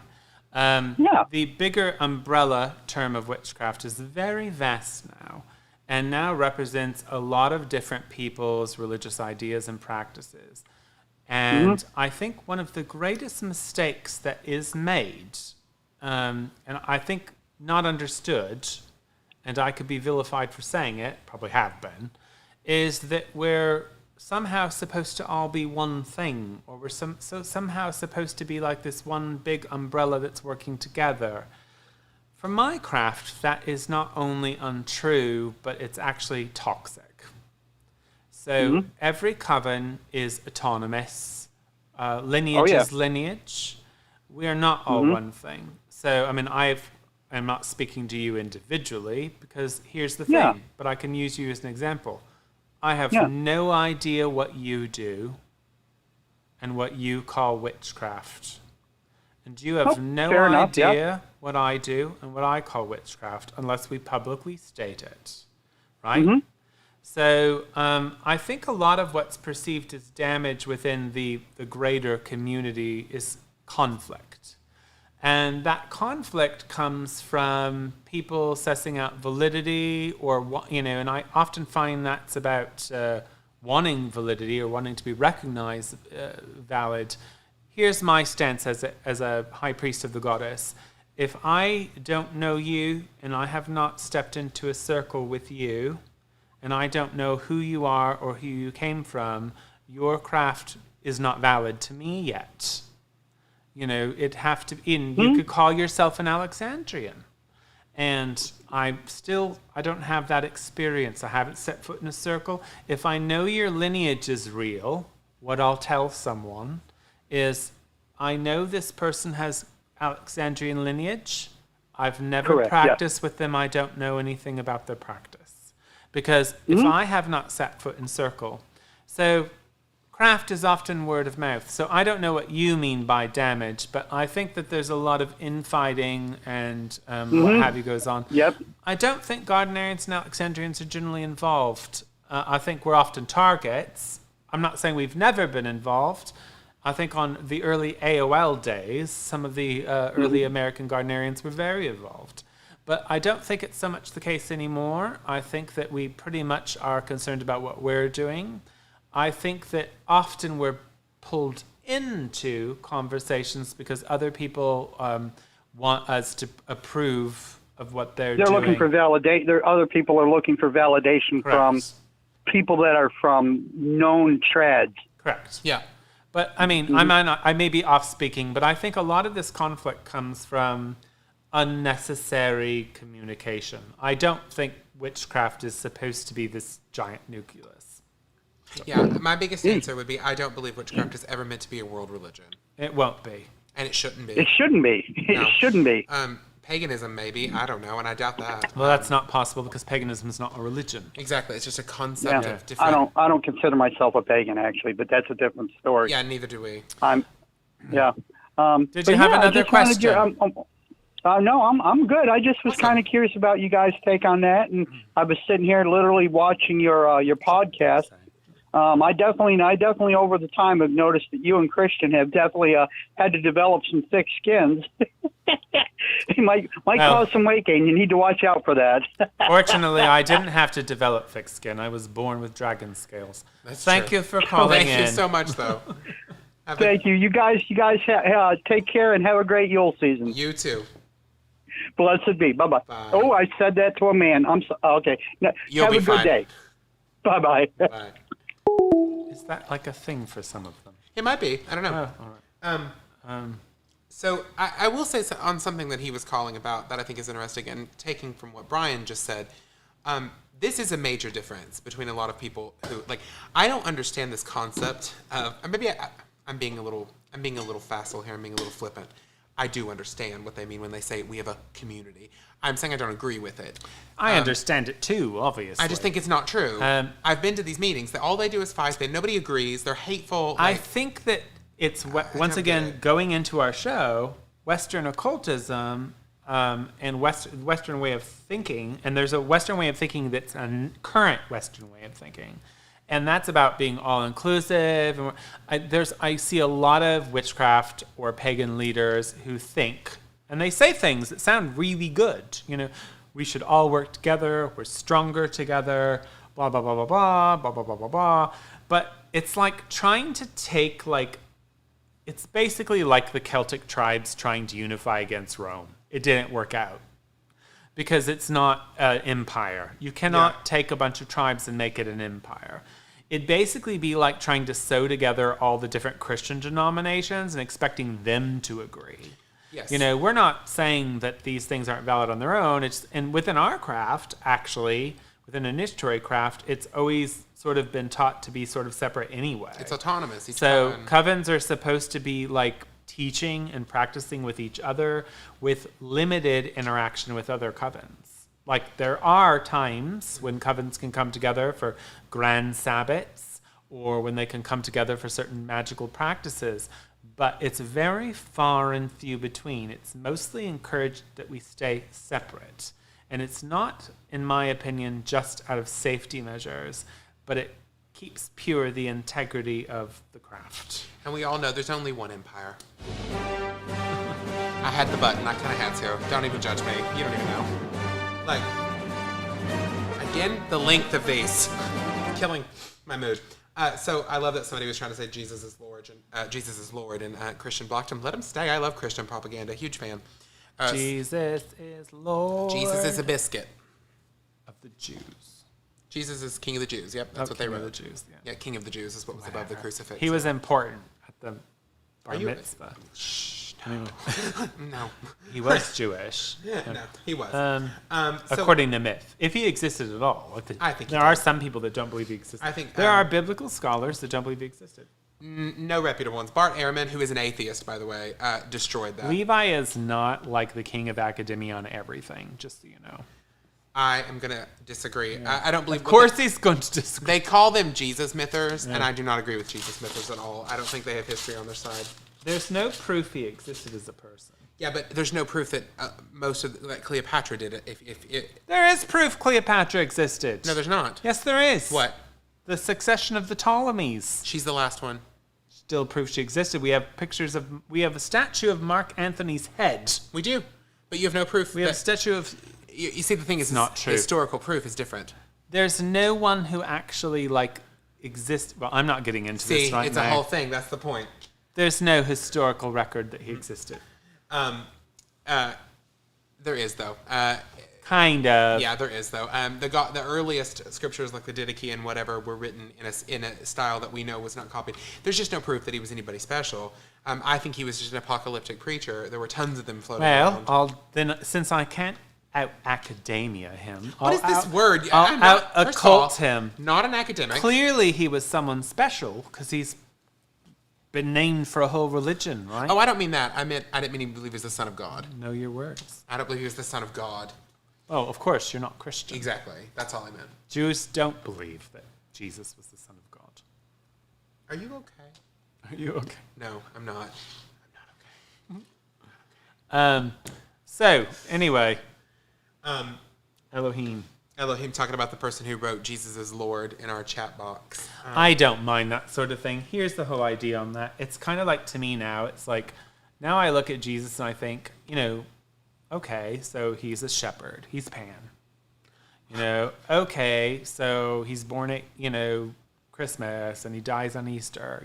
He's a sun god. I just look at Jesus as another aspect of any other god. I don't work with it because I don't resonate with that. No, I don't either. I don't resonate with that vibration. However, sacrifice, it's all there. I will say, I do resonate very strongly with images of the Virgin Mary, with certain female saints, but I will say I've gotten to the point now where I have no ill will towards images of Christ, but I find them very empty to me. Like, they don't resonate at all. I don't think it's a big surprise. The show's supposed to be teachers and gurus, but Jesus was a teacher and a guru. I think that there's no surprise that a lot of this imagery is borrowed from what we now call paganism, right? However, what's been taken out of it is goddess worship. There's no sex. The goddess has to be a virgin. Like, they don't talk about the fact that her and Joseph probably got it on later, do they? Catholics don't believe they did. The perpetual virginity of the Virgin Mary. Joseph never went there. Well, and then the Protestants don't believe that, but Catholics do. There is actually stories of them having other children. Protestants believe they did. Protestants believe when it says brother James was the brother of Christ. I don't want to get into it. We're getting onto lots. We are getting into some weird Christian territory. Levi believes Jesus was a real person and he met Moses under the Red Sea. No, I don't believe that, but I believe he was a real person. When I was in Egypt, I met a woman who said that they had visited the spot where they found Moses' body in the Red Sea. Oh, there's lots of stuff like that in Egypt. Did you go to the church where they have the well? I didn't go to any of the churches in Egypt. Oh, Coptic. Oh, no. God. If you go to Egypt, people go to the Coptic Quarter. I had the option. In Cairo. The hanging church. I skipped out on the Coptic churches, and I skipped out on the last step pyramids because I was too exhausted. I didn't get the step pyramids because I was tired. Too exhausted. And if I was going to miss something, it was going to be the Coptic. But that would have been my choice if I was going out that day. But it's a very long trip. We did a lot of things. So, a good question, and I'm going to put it on the screen. So, what are the hallmarks you can list of a good Alexandrian teacher? Any shared values between Alexandrian teachers? Well, okay. So, I definitely think that teaching in the craft was, I think really good teaching in the craft did come from the Alexandrian tradition. Doreen speaks about it. It's been spoken about by some early Gardnerians, which I think some lines might carry this on. So some of what I say may be alien to them, but some of it has been developed. And Doreen said we didn't really have any training. We had on-the-job training. That could be through a Vaseline lens, however, because we also have on-the-job training. What's different is that what started happening with Alex and Maxine is they met with their coven a lot. So Alexandrians that are carrying on the way the London coven worked and the way that later on the Temple of the Mother coven worked is we meet at least weekly. And the Covenstead is a continual place where people are spending a lot of time. So it's not just like we meet on the full moons or the Sabbath, right? And training is often a focus. I still think it goes along with Doreen in the sense that it's often experimental. We do sometimes have lectures and things like that as well. I do believe that some Gardnerians and some Gardnerian lines have started developing that same thing, but I think that Alex is the one who introduced it to modern craft. I think Alex is the one who introduced training, and I think Maxine exuded that further on and highly developed it. Could be wrong, don't think I am. So that's a part of our culture. So in British Alexandrian craft, training is extremely important. However, Alexandrian craft spread throughout the world, and not everyone got good training. And so we do have people, who call themselves Alexandrian, who are rightfully possibly Alexandrian, don't always know, who may not have received, they may not have been as fortunate as I have been or others have been to receive that same training. Yeah.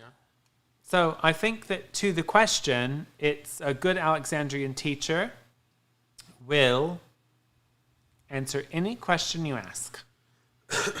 May not be in the way that you wanted it. The answer is I don't know. They will tell you if they don't know, and they will try to find the answer, because any good Alexandrian teacher is a perpetual student. And I think that they will also teach through ritual. I think that they will have an experience for you. I don't think all their teaching will be just words. There will be an experience for you. So, I think that, first of all, I think any good Alexandrian teacher, you're going to know they're good. They're going to be doing their best, right? They're going to be living their teaching. And they're not going to be giving you cues like, someday you'll know that. Or I can't tell you right now. That would never happen. It'll be literally like, this is what I'm going to tell you. This is what you need to find out. This is what I know. This is what I don't know. They will be doing their best to help you be your best. Agreed. A good Alexandrian teacher and a good Alexandrian student will always do their best. I think that's the best way I can explain it from my personal experiences. I have experienced several craft teachers, and it was Val Hughes in Oswestry who really lit up my life, in the sense that all of a sudden I was like, this is what I wanted to see. And it inspired me, and I've tried to carry that forward, and only my students can speak as to whether I have succeeded in that on any level. Hit or miss, really. But that's what I'm attempting to do. That's what I'm attempting to do. I think it's very, I think that Alexandrian teaching is like a living ritual. I couldn't agree more. The other thing, Frank, that I'll say about what good Alexandrian teachers will be is they're going to be living priesthood. Do they have a functional coven? Does it meet regularly? Are they able to live a life? Do they have a successful mundane life? Are they living all of these things together in front of you? If they don't even have a coven, or they have one that never has anyone in it, or it's always falling apart, there's your biggest warning, that they're not living priesthood. Priesthood is a lived reality. If they're not doing that, they're not real. Period. They might have the lineage, but they definitely don't have the training, right? Another hallmark I'll tell you is, although we're autonomous, if they start acting like their lineage is a big secret, that's a big red flag. There is craft precedence to not tell people names and everything like that. But there's not, here's the thing that I've seen come up a lot. I've had people, I'm not allowed to not allowed to tell names. That's to outsiders. There's no oath or rule in the craft that you can't tell another initiate someone's initiated. There is a rule that you can't tell who you're in the coven with, and that's grey area sometimes. Yeah. But there's no reason in today's day and age they couldn't tell you enough to where you knew they were. Somebody should be able to vouch for them. So even if they have secret initiates or they can't tell you who they were, somebody should know somebody who could call you or say, hey, do they have to? Absolutely not.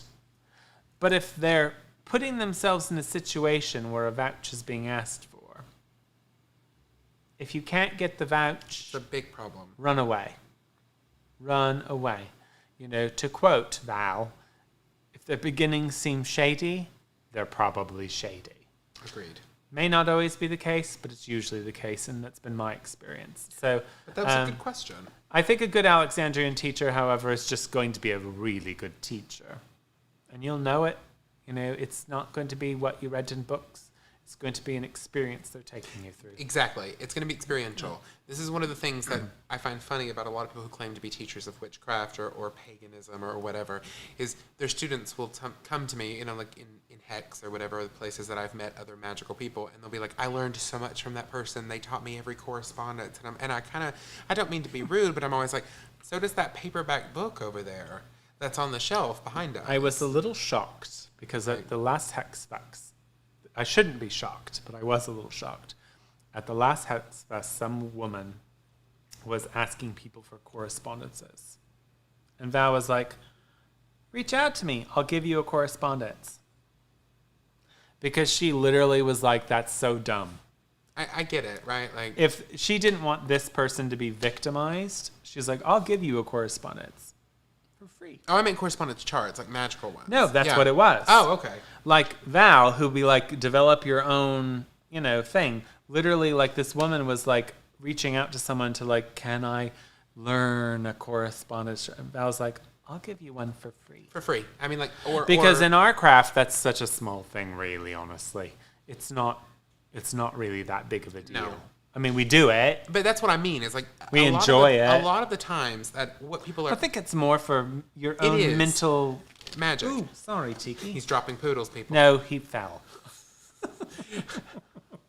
He's been carrying this poodle longer than that Kennedy woman carried First of all, that baby. I didn't carry the poodle. The poodle demanded to get up here. But anyway, I think that what Brian is saying is super important. Is that real magic is experiential. Real craft is experiential. It's not just, if this dog bites me in the face. He doesn't bite people. I love little dogs. I have a tiny little one at home, too, named Levi. Levi pretends he likes my dogs, but I'm not really sure. I love little dogs. I have a little tiny dog named Lena. But yeah, Frank, so he says, it gives him good food for thought. It should about lived ritual. Brian's right. If you're going to somebody and they're never, ever doing ritual with you, they're never showing you anything, that's a problem. Alexandrian Witchcraft is not just like talking online or giving you charts or whatever. No, like it's that. lived. You should be in a coven working with them. Period. Yeah. And although I've had some long distance training, I think it's very fallible. I don't think it's authentic. It's witchcraft. I think that it's people like to do it because then they can make themselves important. I've tried it. It hasn't been successful for me, quite frankly. The long distance training I've done with people has not been successful. So I'm not a huge believer in it. It can happen, but it's not really that good. It's very difficult. Yeah. It's very difficult. It's because you're going to miss out on being in the coven. Like being an initiate of Gardner and Alexander Witchcraft has a lot to do with like functioning with the same group of people or a similar group of people for an extended period of time. There is a developed like karma and consciousness that gets created, the coven cone of power, if you will, and it starts to build a psychic bond between those people, and it creates an experience unlike any other experience you will have. You cannot get that from showing up to a park or from, getting on a Zoom meeting or whatever. It goes deeper than that, actually, than what Brian's saying. It's like a lot of people who teach witchcraft now, and I've seen them, and I've met them, and they're very nice people on some level, but it really is just a class about you.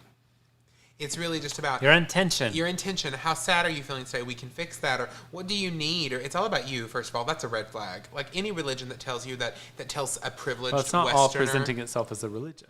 Exactly. But any system, screw the word religion for a second, any system that teaches a Western middle-class person, which is the predominant group that we're dealing with in Western occultism, that you know what the real problem is? You can't pour from an empty chalice. You need to take care of you. It's self-care. It's all about you. I'm like, that's pathetic. Like, witchcraft shouldn't be therapy or a Tupperware party. No, it should not be a Tupperware party where your ego is fed constantly.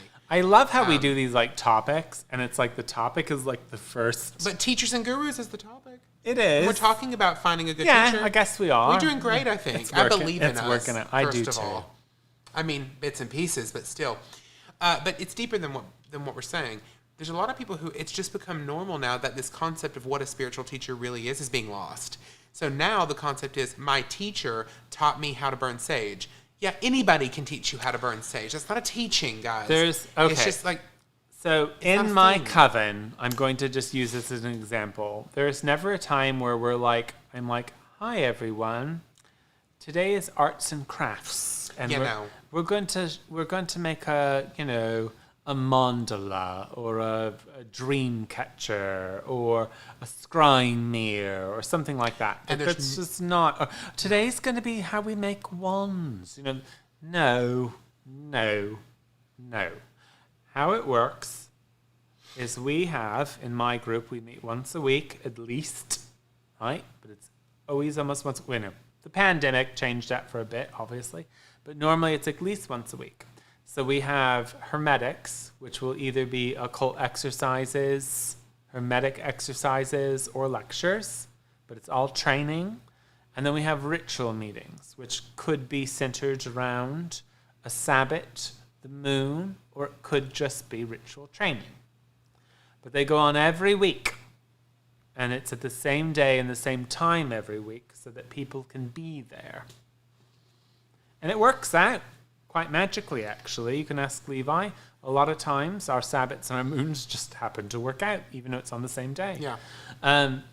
It's not necessarily scheduled around some sort of superstition. It's scheduled around the training. Because that's what matters. And I believe as an occultist, that the power of the full moon or the power of the Sabbath, I believe, is in the power of the season, not in a moment. I believe that. I do believe there is a moment, but I believe it echoes out, right? Yeah. I don't think it's just that you have to be doing it at the one minute of the right sign. Same with the full moon. I've kind of always believed the day before, the day after, are still the full moon. Like, I've always believed in that occult principle of the 3 days of the full moon, that the magic is there. But we don't always need to have the full moon. It's nice when we do. It's grand, Better it be. I want to give a shout out. I'm even going to put it on the screen to Ian, who brought up something that I hadn't even thought of, which is it comes from standardized test culture.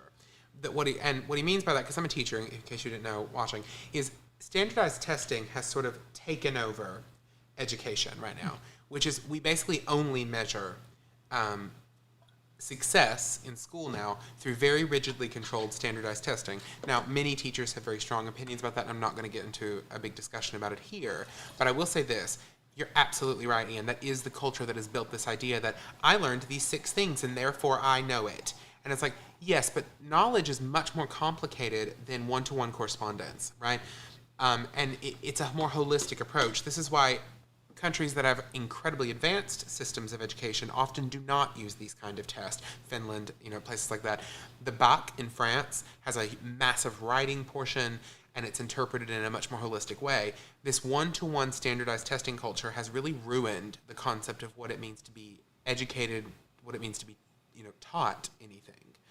Brian is right. You must be taught in an experiential, holistic manner in craft. If you're not, then congratulations, you know what, Vervain, what planet Vervain belongs to, and you know what to use, Jasper for in magic according to somebody's whim. That's great, but you're not being taught any actual divine connection. There's nothing there, right? I also think, first of all, if you're paying for craft, like if you're going to like some sort of witchcraft, here's the big thing we need to constantly emphasize. So just because people call it witchcraft doesn't mean it has anything to do with what we are talking about. And I hate to always go back to the traditions of Alexandrian and Gardnerian. I don't use the word Wicca to describe us because it's no more authentic than witchcraft at this point, because both are used very broadly by groups that have nothing to do with what we're doing. So initiatory witchcraft, we could say, but then there are other groups that are doing initiations. So I prefer to say, Gardnerian and Alexandrian because it makes more sense. However, someone was saying in the chat, what teaching is of a value to be passed on? Like, what's a value to be passed on? This is what I think actually transcends in the craft, right? If something works, if something has power behind it, once again, going back to the gurus, teachers, things, like what has power behind it? Like, what's the thing that works? I don't think, to the person's statement, I don't know whether I'm agreeing or disagreeing with the statement, but it inspired me. I don't think shallow teachings actually do carry forward. I think those are the ones that fall off. I think it's the things with depth and meaning and power behind them. One of the big reasons why I believe in the witchcraft line of succession that we are involved in is because it worked. You can have a myriad of conversations about books and things and articulate why Gardner was a fraud or why Gardner was authentic, and the same as Alex. And you could do this about the religion of witchcraft and all the cults surrounding it. But in the end of the day, and I think this about the gods too, what's working? People do this with Pan. oh, he wasn't really ever this big thing, but he is now. I've said the same thing about Hecate. I don't think she was as big in Greek society as she is now. She's become I don't think massively she was ever successful. worshipped in Hawaii before. She probably is now by somebody. I'm sure.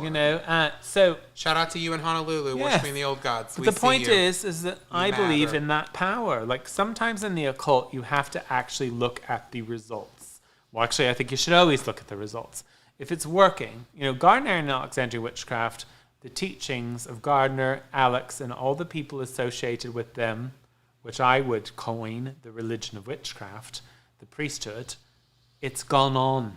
In all those lines, in all the lines, it's gone on. They've all been successful, every one of them, that had one, and it's still happening. Yep. So to me, that craft is obviously working through the perspectives of very many different people, with very different viewpoints in some cases, but it works, and the magic works, and people are still joining and carrying it on. It's generational.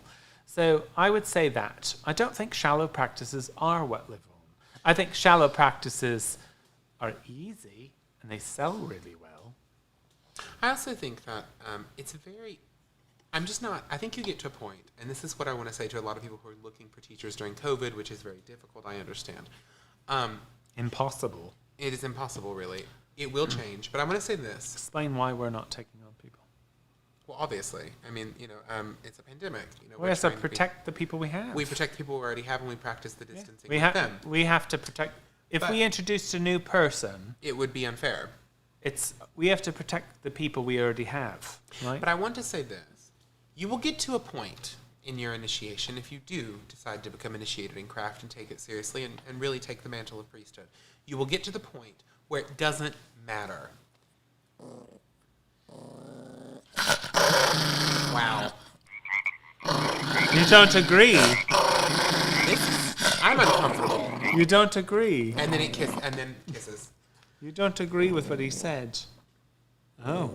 Levi, you're in trouble. Are you gonna? If you get me bit in the face by this poodle, I swear. He's not going to bite you in the face. I don't know what's wrong with him. He doesn't like what you said. Uh-huh.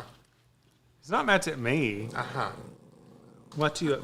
Have another chat. Do you know what I think it is? What? I think he ate too much. The poodle? Yes. He ate too much earlier and his tummy's grumpy. I'm guessing. Tiki, what's wrong with you? You're being very naughty. This is what this has devolved to. Like, he's not mad at me, but he's a very vocal creature anyway. So his growling isn't always mad, but that seemed kind of... Yes, you didn't really think he was... Well, I do believe he may be the reincarnation of Alexander. He's watching us. You don't know the power of the dark side. I'm joking, of course. That note, there was a joke we had with that. But, I know. He thinks he is. Yeah. Yes. So we are actually nearing the end, but I think he didn't want to be held up because his tummy's too full. I'm guessing. I don't really know. Or he really disapproved of Levi's statement. Maybe. Anyway, yes, we are wrapping up. So last chance for any questions. Gurus. Levi, you never really answered the question. What was the question? Do you think there are any dangerous gurus of the craft today? I told you the park ones and stuff I think are way worse. Hi, welcome to Covendom. Oh, hello. Hello. Can you hear me all right? Yes. You can. Okay. I just learned from what you said earlier. This is Lillian in Washington. Hi, Lillian. Hello. I just shut off on my laptop, so it's not echoing, is it? No, like you're good. before? No, you're good. All right, thank you, because I can't hear what the crap right now. Anyway, yeah, I know it's getting almost time to go, but and I know neither one of you, because you don't really know me and you don't know who I met, you can't really answer this like in a factual sort of way. But just from both your intuition and experience, how do I put this? I really love tonight's Covendom. As far as teachers, I'll just say, here I am, 62 years old. I am still what one would call solitary, because I have actually encountered, I'll just say in my area, there were 3 different covens. And no, they did not claim to be Alexandrian or Gardnerian. They didn't have a name. But the thing is, as much as I wanted camaraderie, I wanted to learn, I wanted to share, I'll just say, do you either one of you, whoever wants to answer this, do you feel there's a point where a person such as me, I feel very deeply about the way I do. Witchcraft is a religion. It always has been for me since I was basically 15, 14 years old. That has never changed. It never will. I basically got to meet these people briefly. This is 3 different and mixed ages and everything. This is when I was younger. But I walked away politely because I did not feel what something in my gut, told me I should feel. It was, I was searching for, where is the sacred? One was sort of like what you describe as sort of the arts and crafts type attitude, and the other 2, it was kind of like meet and do things, and I'm not even sure what they were doing, and it was fine. Some of the people were really nice, but it's because most do you think there's a point where a person is too particular? No, it's not about being particular. The fact is if you approach religion, witchcraft as a religion, and you approach it as priesthood, those ad hoc covens are never going to work. Because they don't. They don't view it as that. They view it as a hobby, or they view it as a spiritual practice, but not really a religion. They don't really believe in the gods or whatever. Or if they do, they're sort of like action figures that they change out or whatever. Excuse me. So the fact is... That's the feeling I got. Yeah, that's the problem. I don't think that's being particular. I went to a lot of those ad hoc covens and kind of sniffed around and looked at them or whatever before I became an initiate. And I just realized very quickly... Interesting, because they're all gone there. Yes, they are. I realized very quickly that it wasn't for me. So, okay. There are places in the world where what we could call ad hoc covens. Okay, well, I'll speak about my own, right? So I was first initiated at the age of 19 into witchcraft, into a witchcraft nucleus. It wasn't just an ad hoc coven. It had lineage and other covens involved in it. It wasn't a named tradition, just called itself witchcraft. I don't think I'm the only person in the world that's had this experience. The only person I know have said it, though. Yeah. Usually people have it's this tradition or that tradition. Didn't have a tradition.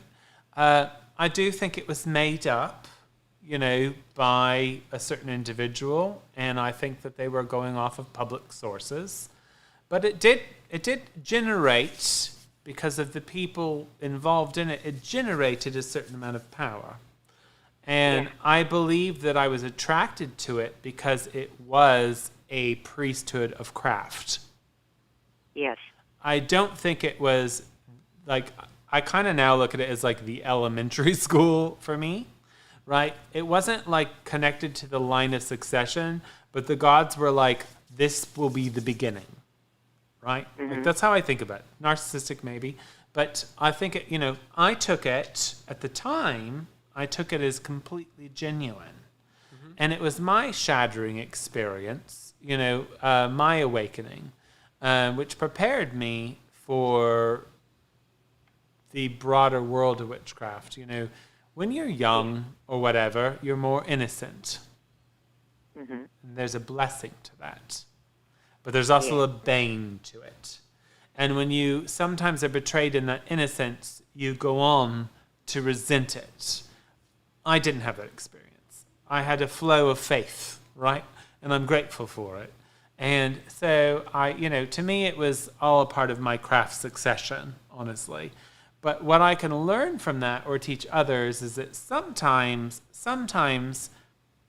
initiation is always about the person being initiated. It is not about the person initiating. So if you're initiated in something that's not of the proper craft line of succession, you've still gone through a genuine initiation if you were genuine. Doesn't entitle you to be accepted by every line of succession, but spiritually speaking, you've asked for that. And I believe it can and will lead to greater things, because sometimes it's the only thing available. But what I would suggest you do is that you seek that they're genuine people, right? You don't want, just anyone to do it or whatever. No. I wouldn't have done it if I would have known what I know now. So perhaps your gut instincts, you weren't a young teenager. Perhaps you were like, this isn't real. These people aren't genuine. I didn't have that, because the thing is that my teacher that taught me in that, she was authentic. Her teacher was authentic. They weren't the ones that started it. They went through the initiations. They were genuine people. Power was generated by initiates being genuine. And I think, in a sense, that is the power behind all initiation lines. But I'd prefer to be within one that actually has a lot of power generated. So it was important to me to have some sort of historical, part of the reason I became Alexandrian or Gardnerian was to be connected to something that I found was the most genuine historical thing. And that mattered to me. Doesn't matter to everyone. It mattered to me. It's a choice I made. Yeah. Initiation is a choice. Does that answer it? Yes. Thank you. I lost you guys. Oh, sorry. Just saying thank you so much. Were you nudging me for some reason? Thank you. I'm sorry. Thank you so much for calling in, Lillian. Okay. Yeah. Thank you. So, nearing the end here, I think we touched on a lot about gurus and teachers. Do you think I'm a guru or a teacher? A teacher. A teacher. I don't like using the word guru. If you get me bit by this poodle, I'm about to just leave. Am I a guru? I swear to God. Look at this. Am I a guru? Adorable. On that note, it's been Levi a pleasure. says I'm not a guru.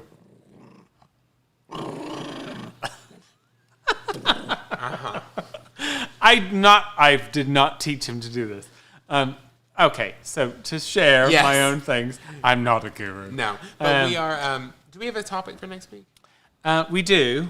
We don't have one after that. So our topic for next week is going to be other witchcraft traditions. Oh, so great. What we're going to do, what the goal of this is, so that everyone knows, is not to, what we're going to do is we're going to talk about our tradition, the Gardnerian tradition, and other traditions. It's just like, it's not going to be like a bashing thing. It's going to be like, what's different? And why, they're not connected. All of them are not connected to us. But if you're interested in witchcraft, I think that it's important for you to understand like what we're doing and what other people might be doing. Because maybe what they're doing is, more going to gravitate more to you. And so it'd be good for us to think about those traditions. Honestly speaking, also we only want to speak about relevant traditions that are going on today, which there really honestly aren't that many in my mind. Yeah, and we can there are traditions like global relevant traditions. Honestly, maybe I'm delusional, but I think the only global relevant traditions going on today are under 5. But there are lots of global relevant traditions in certain geographies. But, within the whole world, there's very few traditions that are actually global. Most of them are either just American in certain areas, or 9 times out of 10, it's just like somebody's coven and they're calling it a tradition. And that's not a tradition. It's not. It's like maybe your traditions, but a tradition is something other groups and other people are practicing that's going to be perpetual. Next Friday's Christmas Day. Well, we won't be doing it then. Yeah, I forgot. Thank you for saying that in the comments. So it'll be the Friday after. Yes, it'll probably be the Friday after. Which is New Year's Day. Well, New Year's Day, is that the same? New Year's Day. We'll schedule. It'll probably be after that. But it'll all be updated on Facebook. Please follow. You can find us through Hex Education on YouTube as well. It is whether or not we do it on a special day, or me and Levi will figure that out. Yeah, we'll post it. We might. We won't be doing it on Christmas Day or Christmas Eve. New Year's Day is New Year's Eve. I don't know, Levi. But it'll be great fun. But fine. It It'll be has great. been from one guru to another. Well, we're not gurus yet. You know, here's the thing. I hope that Levi, when I'm dead, if he outlives me, you know, because he probably should, right? One would hope. If God. I'm not that much older. He says. But He anyway, says to me. if he does, I hope he remembers me and says, you know, he was a good craft teacher. He taught me what he knew. He did his best. You know, I'm not trying to be a perfect person. You know, and although I have a public persona, I don't advocate that I'm not a saint. Do I tell you all everything about my life? No, and I'm never going to, because it's none of your business. Be entertaining for you, I'm sure. Maybe. Some of it you might cry. You might cry. But I don't, you know, it's not my thing. I'm talking to you to represent the religion of witchcraft and to share my experiences. And to Levi, it's different.